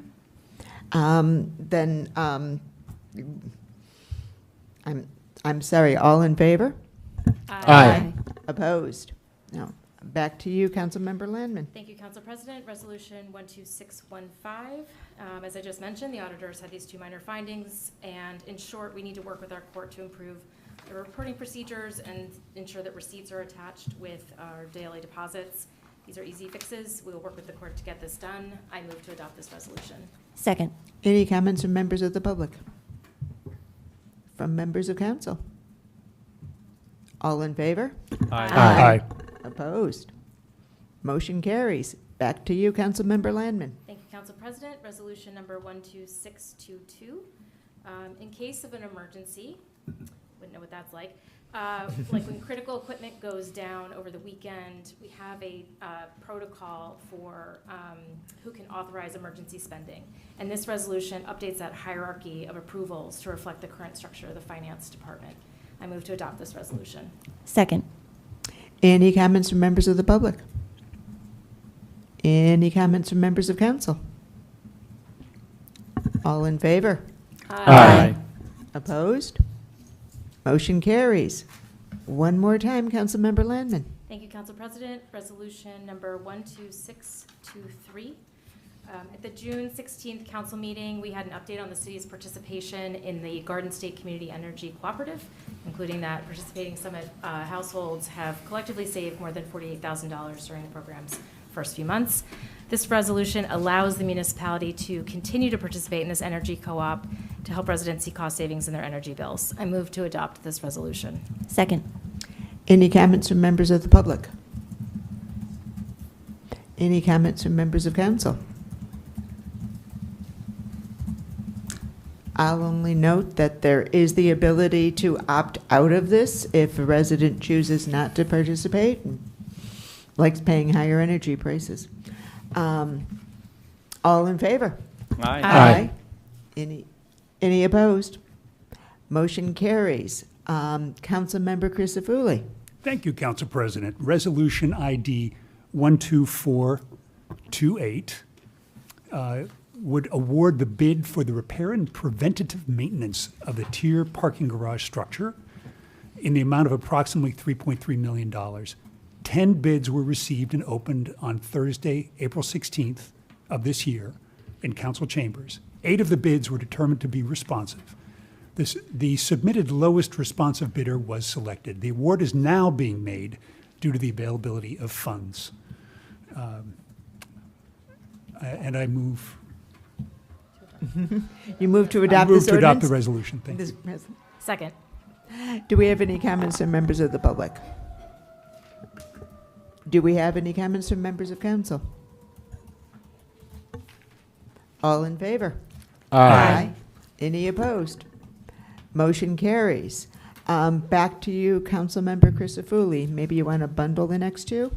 I would very much like to. Thank you. Resolution ID 12630 and 12640 are to respectively appoint a building subcode official and to declare a vacancy for the former position of that official in the Department of Community Services as a full-time building inspector. I move to adopt these 2 resolutions. Second. Any comments from members of the public? Do we have comments from members of council? All in favor? Aye. Any opposed? No? One more for you, Councilmember Crisafulli. Thank you, Council President. Resolution ID 12612 would appoint a new member to the Recycling Advisory Committee. I move to adopt this resolution. Second. Any comments from members of the public? From members of council? No. I'll only note we've had an opening for a student member of the Recycling Advisory Committee for some time. And this young man wrote me a letter with a proposal for sports equipment recycling. So I convinced him to apply for the job. All in favor? I think, Council President, you should mention who it is. His Just for the record. his name is Hayden Lee, and he attends Delbarton, but he's a Summit resident, and I really appreciated the initiative he took. Okay, all in favor? Did I say all? You did. Yep. Opposed? Okay, this motion carries. On to the consent agenda. Do I have a motion to approve the consent agenda? So moved. Second. Do we have any comments from members of the public on the consent agenda? Okay, Councilmember Smith, I know there was something you wanted to say. Yes, so we have a kind of unique opportunity that was brought forward by a Sergeant Rudy Gareta from the Summit Police Department. I think it's a really interesting thing that he really took to a head, and that is to authorize the use of City Hall as essentially a counselor service for the Costa Rican community here in Summit, where individuals can come use City Hall to have passport, deal with passports or any other issues like that, different paperwork that they might need to do without having to go into New York City to the consulate there. And kind of like, when the mobile DMV or right, Department of Motor Vehicles. So I think that this is a really unique opportunity that he really took the lead on, and is kind of a no-brainer. Is using this facility that's open to doing it. It's a one-day kind of thing that can really help members of the community, and so I give a shout out to him for that. Okay. Do we have any other comments from members of council? Council President? Yes, Councilmember Boyer. I really like the idea about making the Aquatic Center a cooling station. So kudos to that. And on that same note, I'd like to thank Grace and David Guida. I had posed a question when I was a kid. About 1 in 10 of us had pool passes and were able to go to camp. So we just knuckleheads all day. Like, parents didn't know where we were. They were at work. And so I posed the question to someone on a friend of mine on Glenwood. I said, do kids still not have anything to do? Do they still try to sneak into the pool? Or, it's hard to sneak into the pool today because they have your picture, right? So And that was still the case. So I said, well, can the city just pay for it? And it's like, I don't know. And the next day, David Guida called me. He said, well, we got a donation for Grace. How many kids need a pool pass or camp? And by the way, you got like 8 hours to get me that information because the person that's giving us the money is leaving for like the summer. So I'm like, all right, okay, that's great. So me and a couple of people, Wanda Fortune and Arthur Stewart and Charlie Stewart and a couple other people on Dennis Place, calling everybody, getting names of kids. And at the end of the day, we have 48 kids that either got camp, pool, or both. And the parents were so happy. So now the parents are at work, and they know where the kids are. They're at pool, and they're playing with other kids, right? And meeting other kids and getting ready for the school year. It's such a good thing. And this is one of the reasons why I love this town. You know, like, that was a beautiful thing. Secondly, the cooling center, I was thinking this weekend when folks didn't have power, wouldn't it have been great to allow them to go during the day for free, as opposed to 5 o'clock and beyond. Maybe that's something that we could think about, because that would have been a good move. So I know there may be some concerns with that, but for Summit residents, I thought that would have been a good reprieve. So that's it. Thank you, Council President. Okay. Thank you for your hard work and getting that job done, Councilmember Boyer. Any other comments from members of council? Councilmember Kelm? We're still on the consent agenda. We're still on the consent agenda. But I'll hold that for my council comments then. Okay. Okay. All in favor? Aye. Aye. Any opposed? Okay, motion passes. So now we're going to move on to public comments. And as we begin public comment, we ask that residents of Summit step forward to speak first. And we value input from everyone. Certainly any member of the public is welcome to speak. And we ask for your courtesy in allowing our local neighbors to lead the public discussion. And thank you, members of city staff, as you head out the door. Yes. Kick us off. Thank Ms. you, Hamlet. Council President. Welcome back. Welcome, Andy. A couple comments on tonight's agenda. Sorry, Number one. Just your name and address. I know everyone else knows. Sure. Delia Hamlet, 59 New England. Is my clock starting now? Thank you. Welcome, Andy. Thank you. Yep. Couple comments tonight. One, on the stormwater management ordinance. I think a red line should be included in the next council packet. It's just complicated. There's a lot of details, so I think a red line would be easier for the public to see. Number two, it would be nice for the public to actually see the audit. I don't think we've done it in the past, as even when I sat in that seat, so it's not a finger pointing. Tammy knows I'm crazy and I like to see it. I used to be able to go, it's on the website, there you go, okay, thank you. I used to go get my copy. What I'm really disappointed in tonight, and listen, you're all new, and this is not a finger pointing session. In fact, I almost texted Claire tonight and said, Claire, please don't introduce this ordinance. There's a lot of reasons why. As a member of the planning board, we wanted to help you guys. We wanted to say, listen, let's tee up our professionals, let's look at this ordinance. And what you guys did was you took the memo, you didn't publicize it, you didn't show Joe's comments publicly, right? And then you took the most important piece out. It's not transparent, and this is not a finger pointing session, trust me. I do not miss the work you guys do up there. I still like it, but I recognize it's a lot of work. But understand that when you ask our professionals for advice, you gotta show the public what he did. And what he did was he put 12,000 or 12,500 square foot for a reason. Because 1,000 square foot, to Chantel's question, is not gonna be legally defensible. It's not sound planning. My God, you could take Oak Knoll or Kent Place. It's gonna exceed 1,000. We asked for his help for a reason. And honestly, Dan was at the planning board. He agrees. Trust the professionals.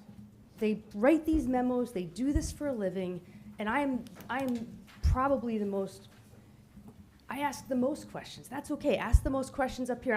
Jamel, I tried to talk you out of voting for this thing tonight all day. And so as a Republican, I'm aggravated because I didn't think you should vote for it. And I disagree with you. Okay, well, that's fine, but that just goes to show you it's not a Republican or Democrat thing. But listen, this is really important stuff, and it's okay to say slow down, right? It's okay to say let's do it at the next meeting. Claire, I almost texted you. I just said, Claire, bag it. It's not ready. It's just not. It's too important for the community.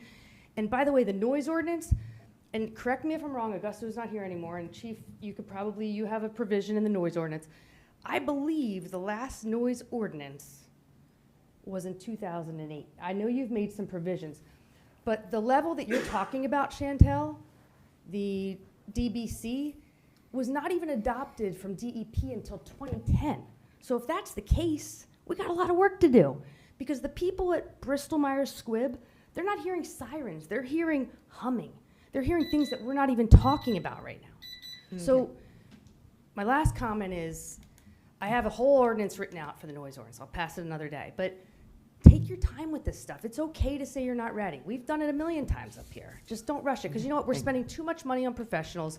We're going to redo it, and it's going to take more time. Thank you for your Thank you. comments.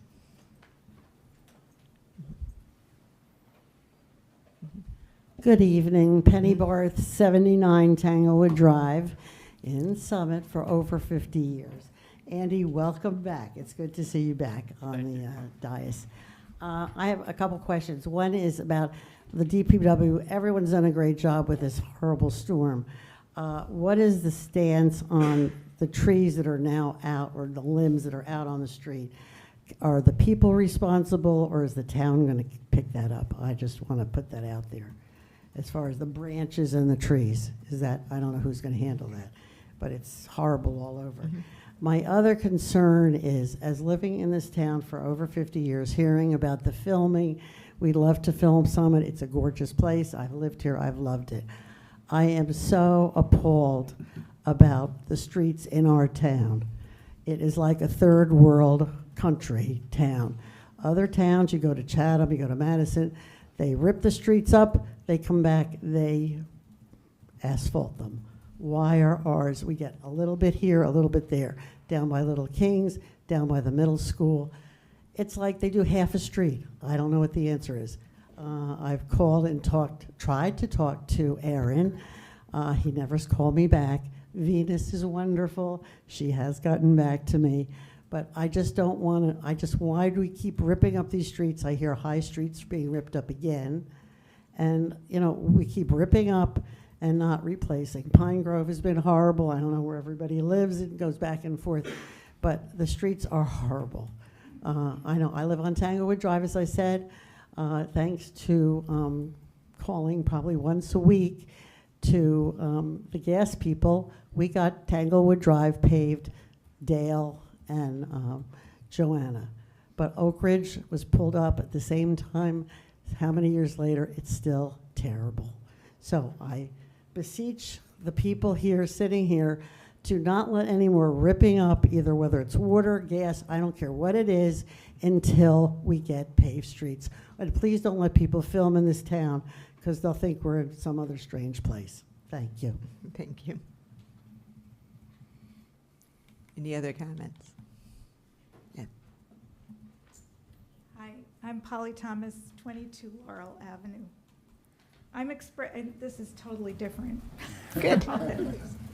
I just want to express my concern about the new proposed regulations for federal grant funding, OMB 2026-0034, and how these new regulations might affect Summit and New Jersey. Perhaps you have heard about this from the National Association of Counties and Cities. All federal grants are threatened by these proposed OMB rules, published May 29th. Comments are requested and due by July 13th. So that's my real message to the city.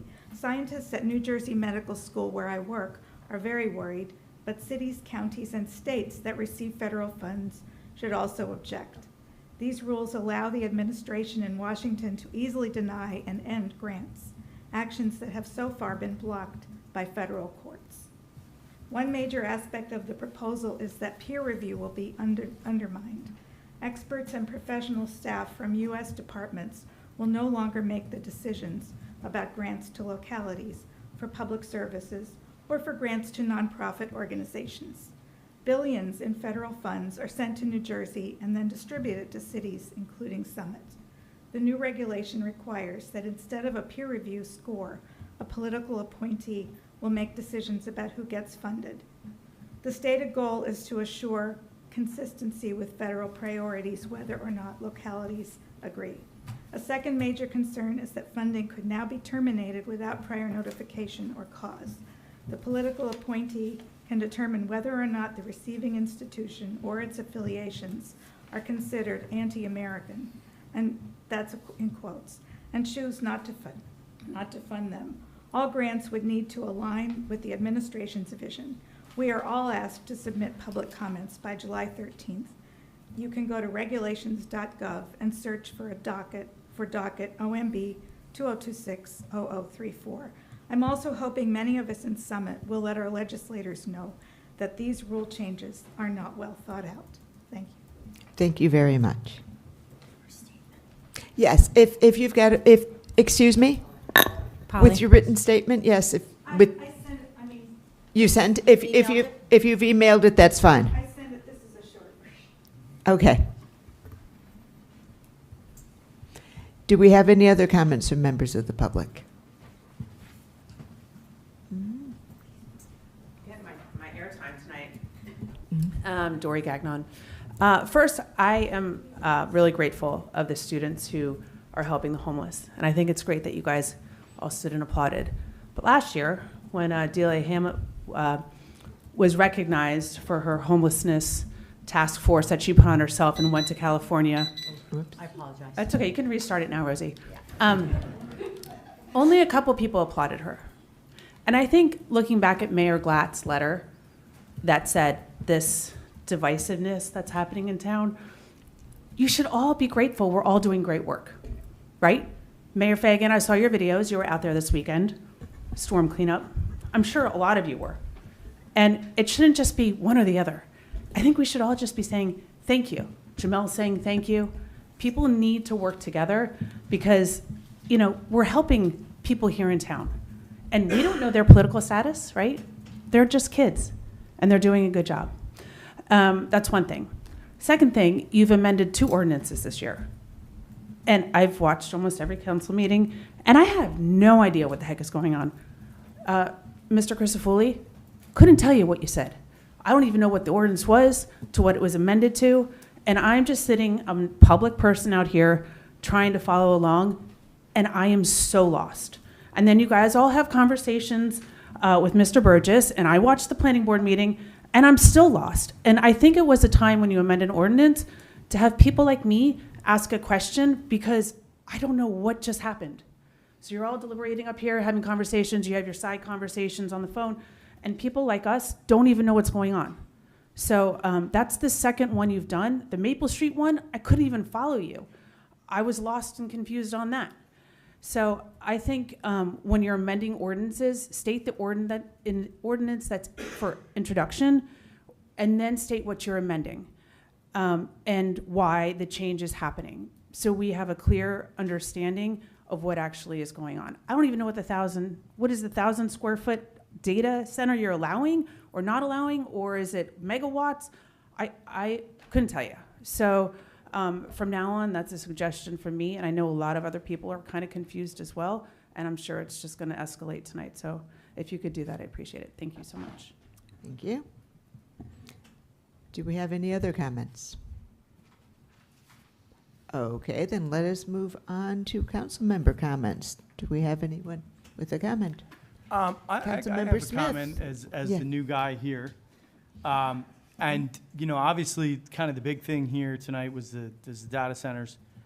I can say, you know, as person who's now new to council, was not here when you had the whole public comments and people up in arms. I wasn't up here on the dais.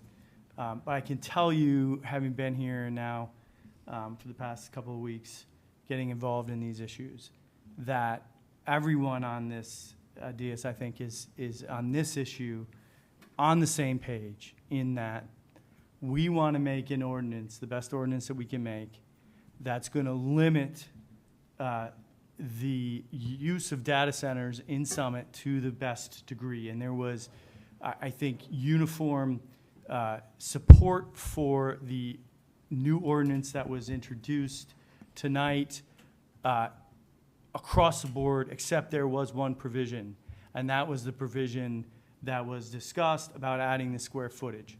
And there was a lot of discussion among council about that particular issue. And I think that it's an important issue. My understanding, and again, I am the new guy here, but is that this isn't, that there's gonna be hearing on this particular ordinance. I was a little bit surprised tonight about the 1,000 because we had talked about other things and there was sort of a back and forth. And I personally, I think, and I talked to Dan, and I talked to Jamal, and I talked to other members as well about this, and I think the 12,000 square foot provision that was in there initially, that was the one that I was behind. But the reality is that the ordinance that was introduced, even as it's written exactly as it was here today, is better than the one that we had before. It's more restrictive than the one we had before. And I think this is something that everybody's working with. And to your point about understanding it, I think there was a misunderstanding the last time, from what I can understand, about what council's trying to do.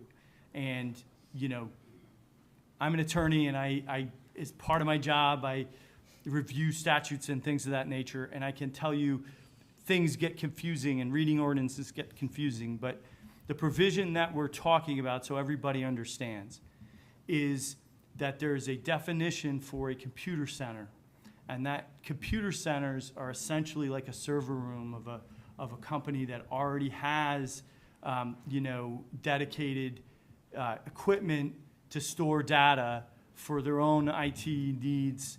You're talking about Overlook Hospital, banks, and other institutions, Bristol Myers Squibb. They have the need to have certain storage of data. That's what's being excluded from what is really an overall rejection of data centers in Summit, certainly AI data centers in Summit. But we're carving that provision out for computer centers so that there is the ability for businesses to have part of their property, part of what they're doing for the storage of computer data. And in order to qualify for that, they have to meet certain criteria, and that criteria is listed out. And so when you're talking about different things, it can't be a primary use of the facilities for the storage of data, like a data center. So there's I think, several things, A to D or E or whatever it is, that criteria that you have to meet. And so what we were discussing, whether to remove or to have it 12,000 square feet or 1,000 square feet, whatever it is an additional measure that even if, so in the event that some company comes in and tries to get around everything that we put in this ordinance to do a data center that nobody wants, and I can tell you nobody up here wants it. I think most of the people in Summit, or vast majority of them, don't want it. If some company wants to come in and go around that, then they've got to meet these certain criteria. But if they meet all of the criteria, B to E, they still have to deal with A.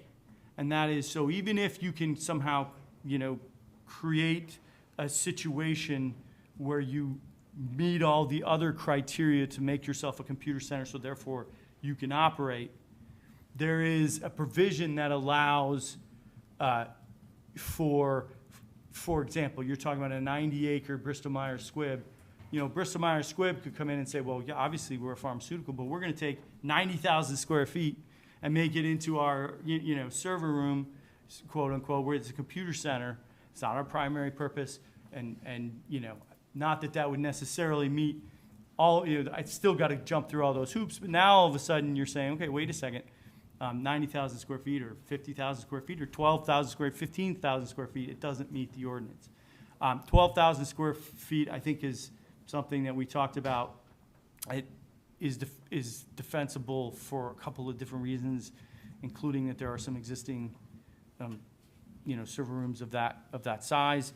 But at the end of the day, if you want to look at what this particular ordinance is doing and why we're debating this particular thing, it is to make it more restrictive, to make it more difficult for data centers to be in Summit.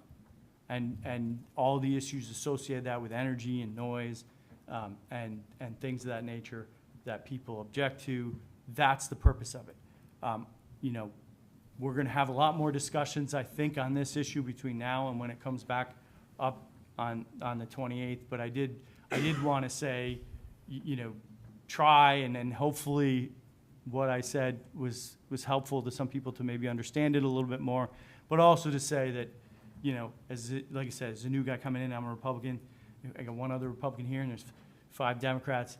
Everyone on this is not a partisan issue. Everyone on this stage is going towards the same goal. We all want the same thing. We all want this to be restrictive. We're working together. We're trying to get it done in the best manner possible. And that's why, you know, I voted to bring this forward. And like I said, we'll have more discussion on this issue between now and when it comes back up on the 28th. But, you know, the purpose of that is to try to have the best ordinance possible to prevent what we all want to prevent from coming into Summit. And the last thing I'll just say is, you know, there's a lot of different hoops that have to be jumped through to get from, you know, an idea of putting a data center in Summit and this ordinance too. It's got to go through the planning board, zoning board, et cetera. So there's a lot of different machinations here, but the overall goal is to limit these data centers in Summit. Thank you. Any other council member Council comment? President. Yes, Council Member Boyer. So let me see if I can do this in like plain. Okay. So let me see if I can do this in like plainly, just talking, right? So, okay, where do we come from? We had, wow, something's going on. I don't know. I gotta, so we started at 20 megawatts, right, as our ceiling. So a couple of weeks ago, we passed an ordinance that said 20 megawatts was allowable, and we heard from the public. The public got it. The public came out on social media. They came out here, and they said basically to council, "What are you doing? Right? We can't have 20 megawatts. That's way too big. That powers, you know, 15,000 homes, right? We can't have that." So what did this council do? We went back, we took out the 20 megawatts, and I'm not gonna go and relitigate what happened. That's not, because we did a good job here. We took out the 20 megawatts. We sent it over to the planning board. The planning board discussed it. They said, okay, we're gonna try to write this ordinance for the council because they wanna prevent AI data centers in Summit. Okay, so they gave it back to us, and in that language was 12,000 square feet. Now, your council members, some of us, had a conversation about that, because 12,000 square feet is actually like, I live in a 2-family house, so it's like, you know, 4 of them, right? Like, that is way too big. So now we're back to 20 megawatts again. So what are we doing? We can't go back to the 20 megawatts. It's like the same thing, right? So imagine a home, right? Imagine it's the 4 of them, 12,000 square feet, and putting computers in there that processes data, right? So we're doing the same thing. So we took that out and said, well, how much do you really need, right?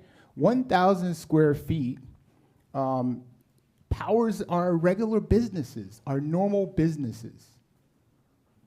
So we are, in sense, went above and beyond protecting the city against anyone coming in here, putting a data center in here, an AI data center. And the one thing I want to point out is pre-existing non-conformance. What that means is whatever's here is grandfathered, right? So we're not removing what Bristol Myers Squibb has. We're not saying, hey, you got to get rid of that because now we got 1,000 square feet. We're not doing that, right? We're saying that pre-exists here. We're going to keep that here. But what we're going to prevent is someone else coming here and in the next 5 years calling it something that it's not. Like I said in my example, oh, we're doing, research. We own a research company. And it just so happens that, we're going to use the 12,000 square feet to put all of our AI data processing things there. But we're not a data center, right? We're doing research. We don't want to deal with all of that.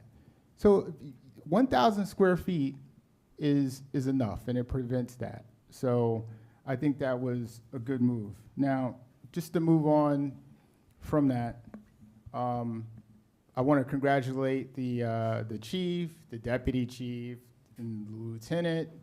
I think they did a good job this weekend.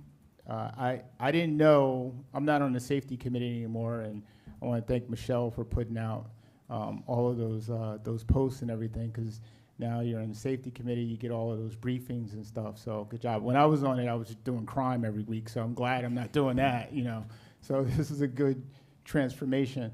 But when our city administrator gave us all of the stats, wow, the police and fire have been busy this weekend. And our folks, DPW, police and fire, have done a good job, right? But to dismiss them, they did a good job. But what I drove around this weekend, especially with the mayor, and I can't help but feel heartbroken for people. Like, to go without electricity for 4 days now, right, is heartbreaking. People have animals, it's hot, there's trees still in the middle of the road. I get it. People are saying, everyone's doing a good job, everyone's trying their hardest. Yeah, I know. But people still don't have power, right? Like, man, that's heartbreaking. So if we could get JCP&L in here, right, do a presentation. We normally have the utilities come in. PSC&G came in once before.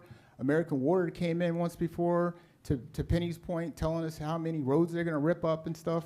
JCP&L could come in here, right? And I think when storms happen like this, they should have someone boots on the ground that people can talk to.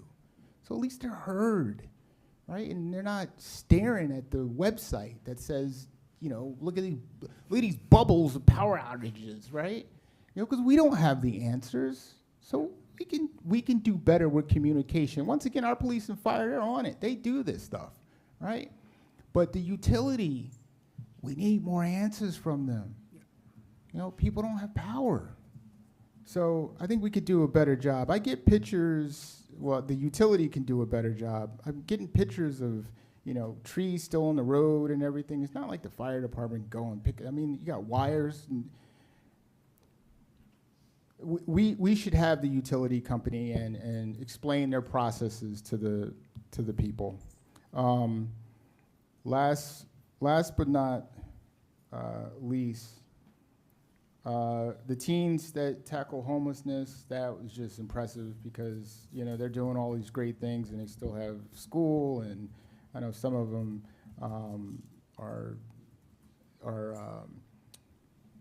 go to the camp and have jobs and stuff, so, that's good stuff. And man, I had one more thing to say, but this AI stuff is still in my brain. I'm like, I just want to say 1,000 square feet for some reason. All right. I'm good. Thank you, Council President. Thank you, Councilmember Boyer. Yes, Councilmember Landman. Thank you, Council President. First, I want to say welcome to Andy. I've officially changed you in my cell phone from Matt's dad to Andy Smith. Thank you. It actually popped up as Matt's dad on my phone the other day when he called me, so I was like, oh, we got to fix this. So now you have to suffer through Minority Finance Committee updates. So first, I just want to give a big shout out to our finance team and under Tammy's amazing leadership. And this is boring stuff, so hopefully you'll stay with me here. But we had a really successful bond sale following the June 16th meeting. We sold $22.3 million in bonds and a bond anticipation note for $1.4 million. We got 12 bids on the bond sale, which is exceptionally high, and that's all due to the fact that we have all of our rating agencies have rated us AAA, and that is a tremendous amount of work that goes behind the scenes to get the AAA ratings from all of the agencies, and it's really paid off. It's a tremendous amount of work, as I said, but it pays off for taxpayers. So I just want to say thank you for that. And again, as a reminder, these bonds were sold to fund capital projects that we've already discussed here in council. A few less exciting but important work happening at the Finance Committee. We're beginning to look a little bit at sewer billing and potentially change how we think about sewer bills calculated for local residents and businesses to be more usage-based. We're starting on work documenting the financial commitments that we've made through last year's affordable housing plan. We're tracking revenue and expenses, as we've talked about here multiple times. We're seeing surge pricing for fuel. And of course, again, we doubled down on overtime pay for city staff, especially DPW employees. So we're keeping an eye on that. Pivoting a little bit to affordable housing, we've been having conversations with neighbors in the Shunpike Ivy neighborhood and Wilson Park neighborhoods. Those are continuing. Residents have spoken to us plainly. They want the plan to go through a more strategic review, especially on the properties where the city is in control. And they're frustrated. They don't want us blaming Trenton. That's not getting us anywhere. And we've been listening. We're going to harness this enthusiasm from our residents and the great ideas that they've been bringing to us in the Round 4 task force, which we unfortunately didn't get to finalize in closed session today, but we're making a lot of progress. There's still an opportunity to apply if you're interested in joining that.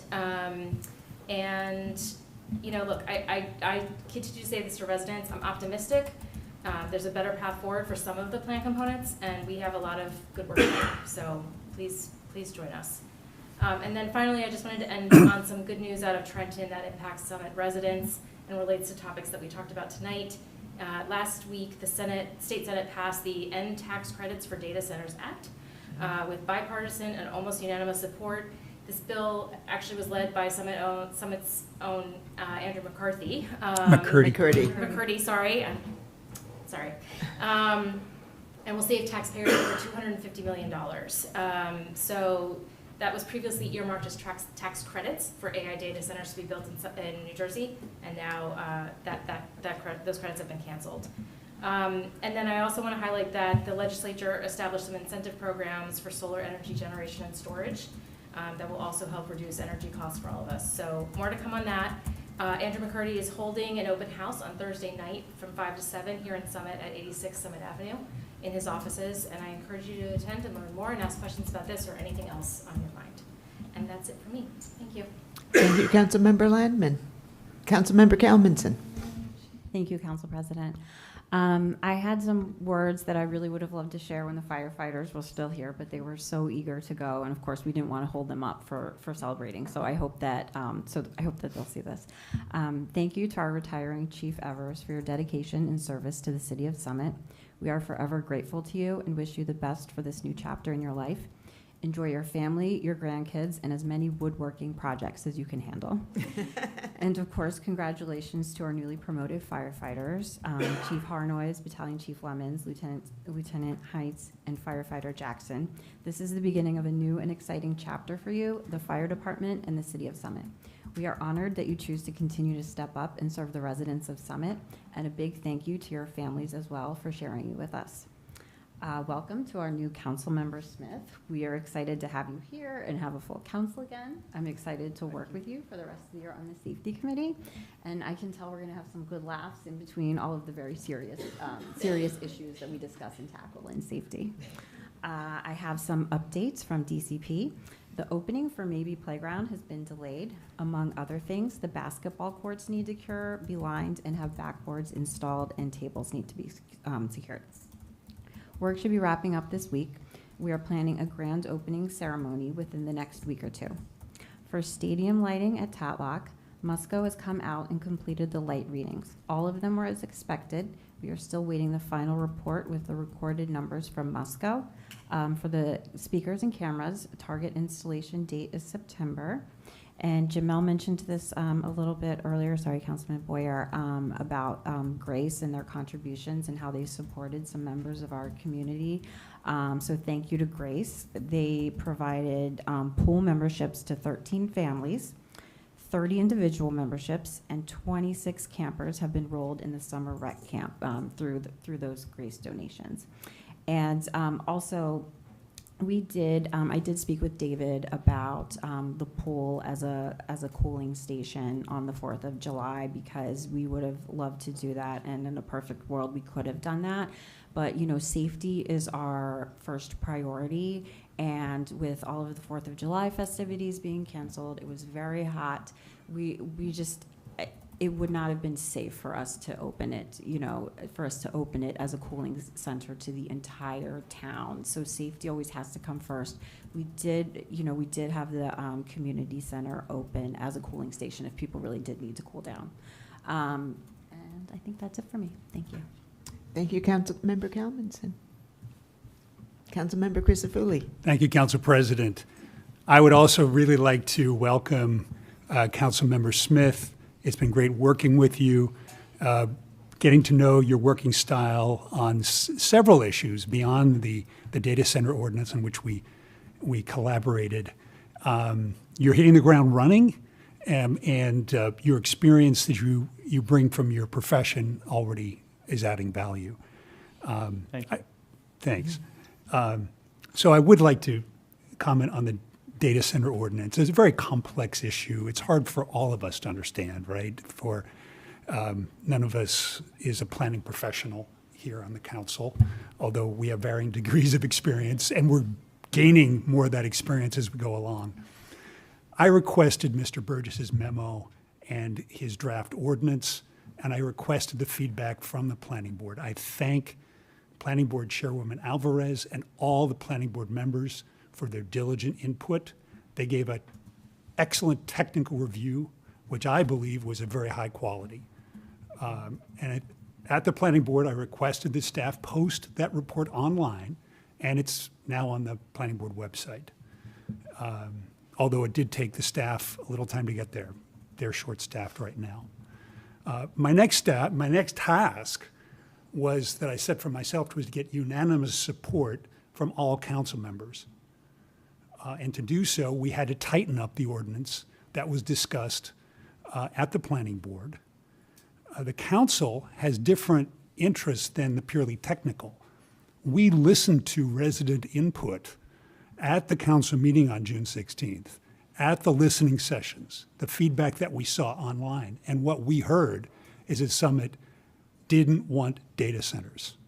And so we tightened up the language considerably from the planning board version, and we worked to get everybody on board, and everybody worked together toward that goal, and I thank everybody. It certainly wasn't my accomplishment. It's something that everybody pitched in and wanted to get to. So I just wanted to clarify that. It is technical. It's hard to describe. It's hard, frankly, for me to describe, so I apologize if I haven't done that in the clearest manner. I think Councilmember Smith probably did a better job than I did, and Jamel. But there we go.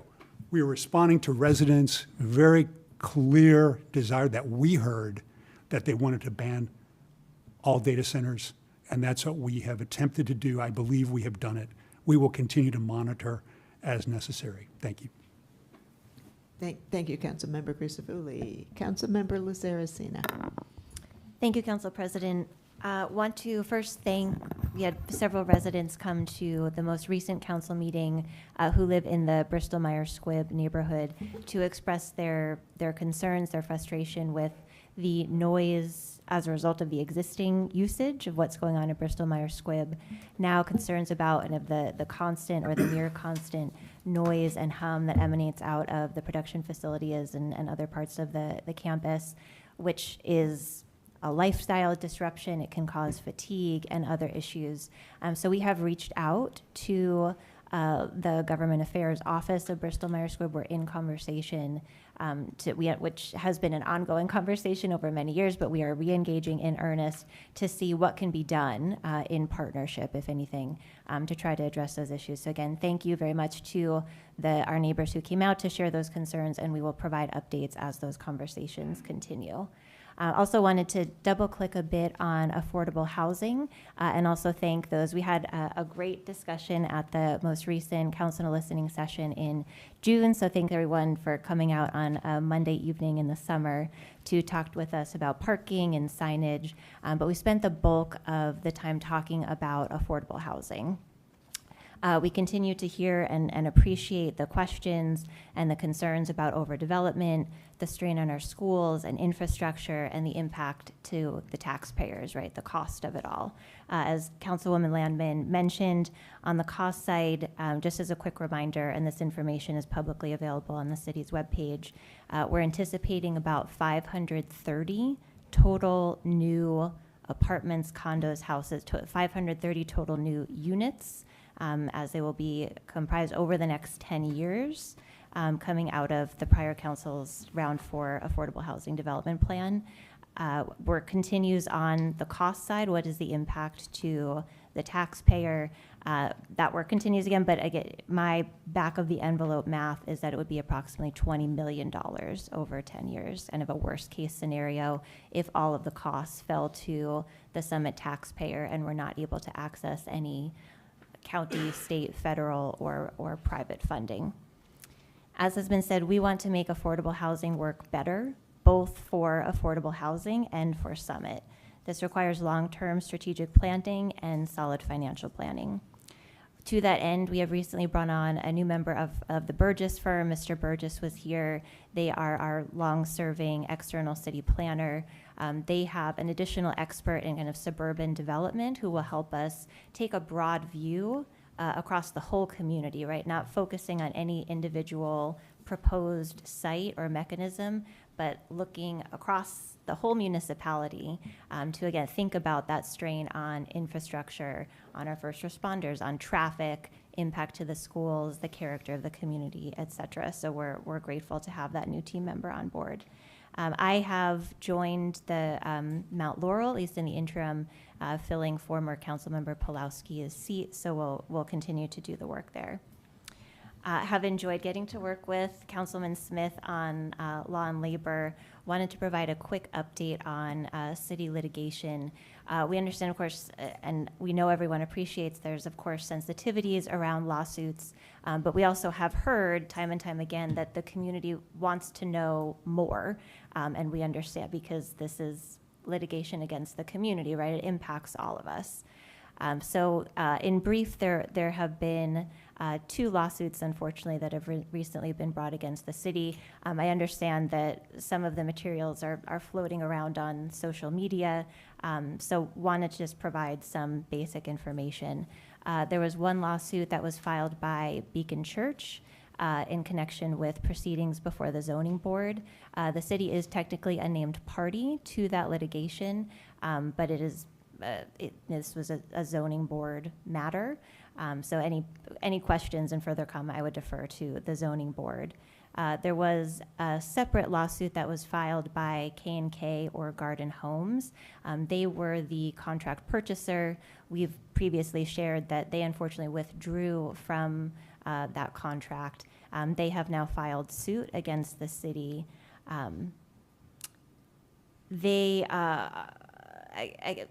The bottom line is we will strenuously defend the city's position, and we will work as hard as we can to protect the city's position and interests. K&K is alleging breach of contract with respect to the purchase and sale agreement for the old firehouse site, right? So the sale was approved by the prior council in December of 2025. The contract was then signed on behalf of the city at the end of last year, December 31st, 2025. So then work continued between the parties trying to get through those early phases of the purchase and sale moving forward.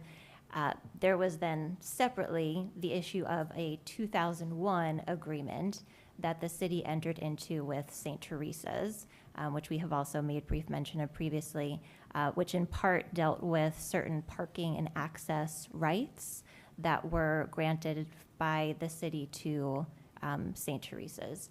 So yeah, we have the purchase and sale agreement for the old firehouse site that was entered into in December of 2025, and then relatedly, a 2001 agreement that was entered into between the city and St. Teresa's. In brief, and this is very early stage, all alleged, but K&K's position is that, and I'll just quote, the city intentionally misrepresented and concealed a material fact by not disclosing the St. Teresa's parking lot agreement from June of 2001.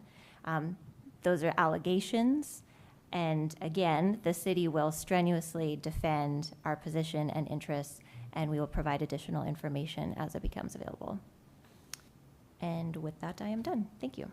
Thank you very much. Council President. Yes, quickly. Okay. Andy, welcome. Okay. Like I you know, Thank you. I tell you, man, I should have welcomed you.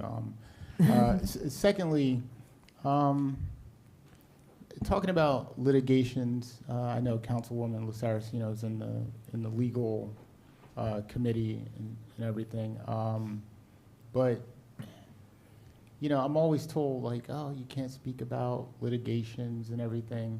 So if the city solicitor, maybe next time you can give us some guidance about what to talk about and what not to talk about, because I like to give the public a rundown from my perspective on all of it.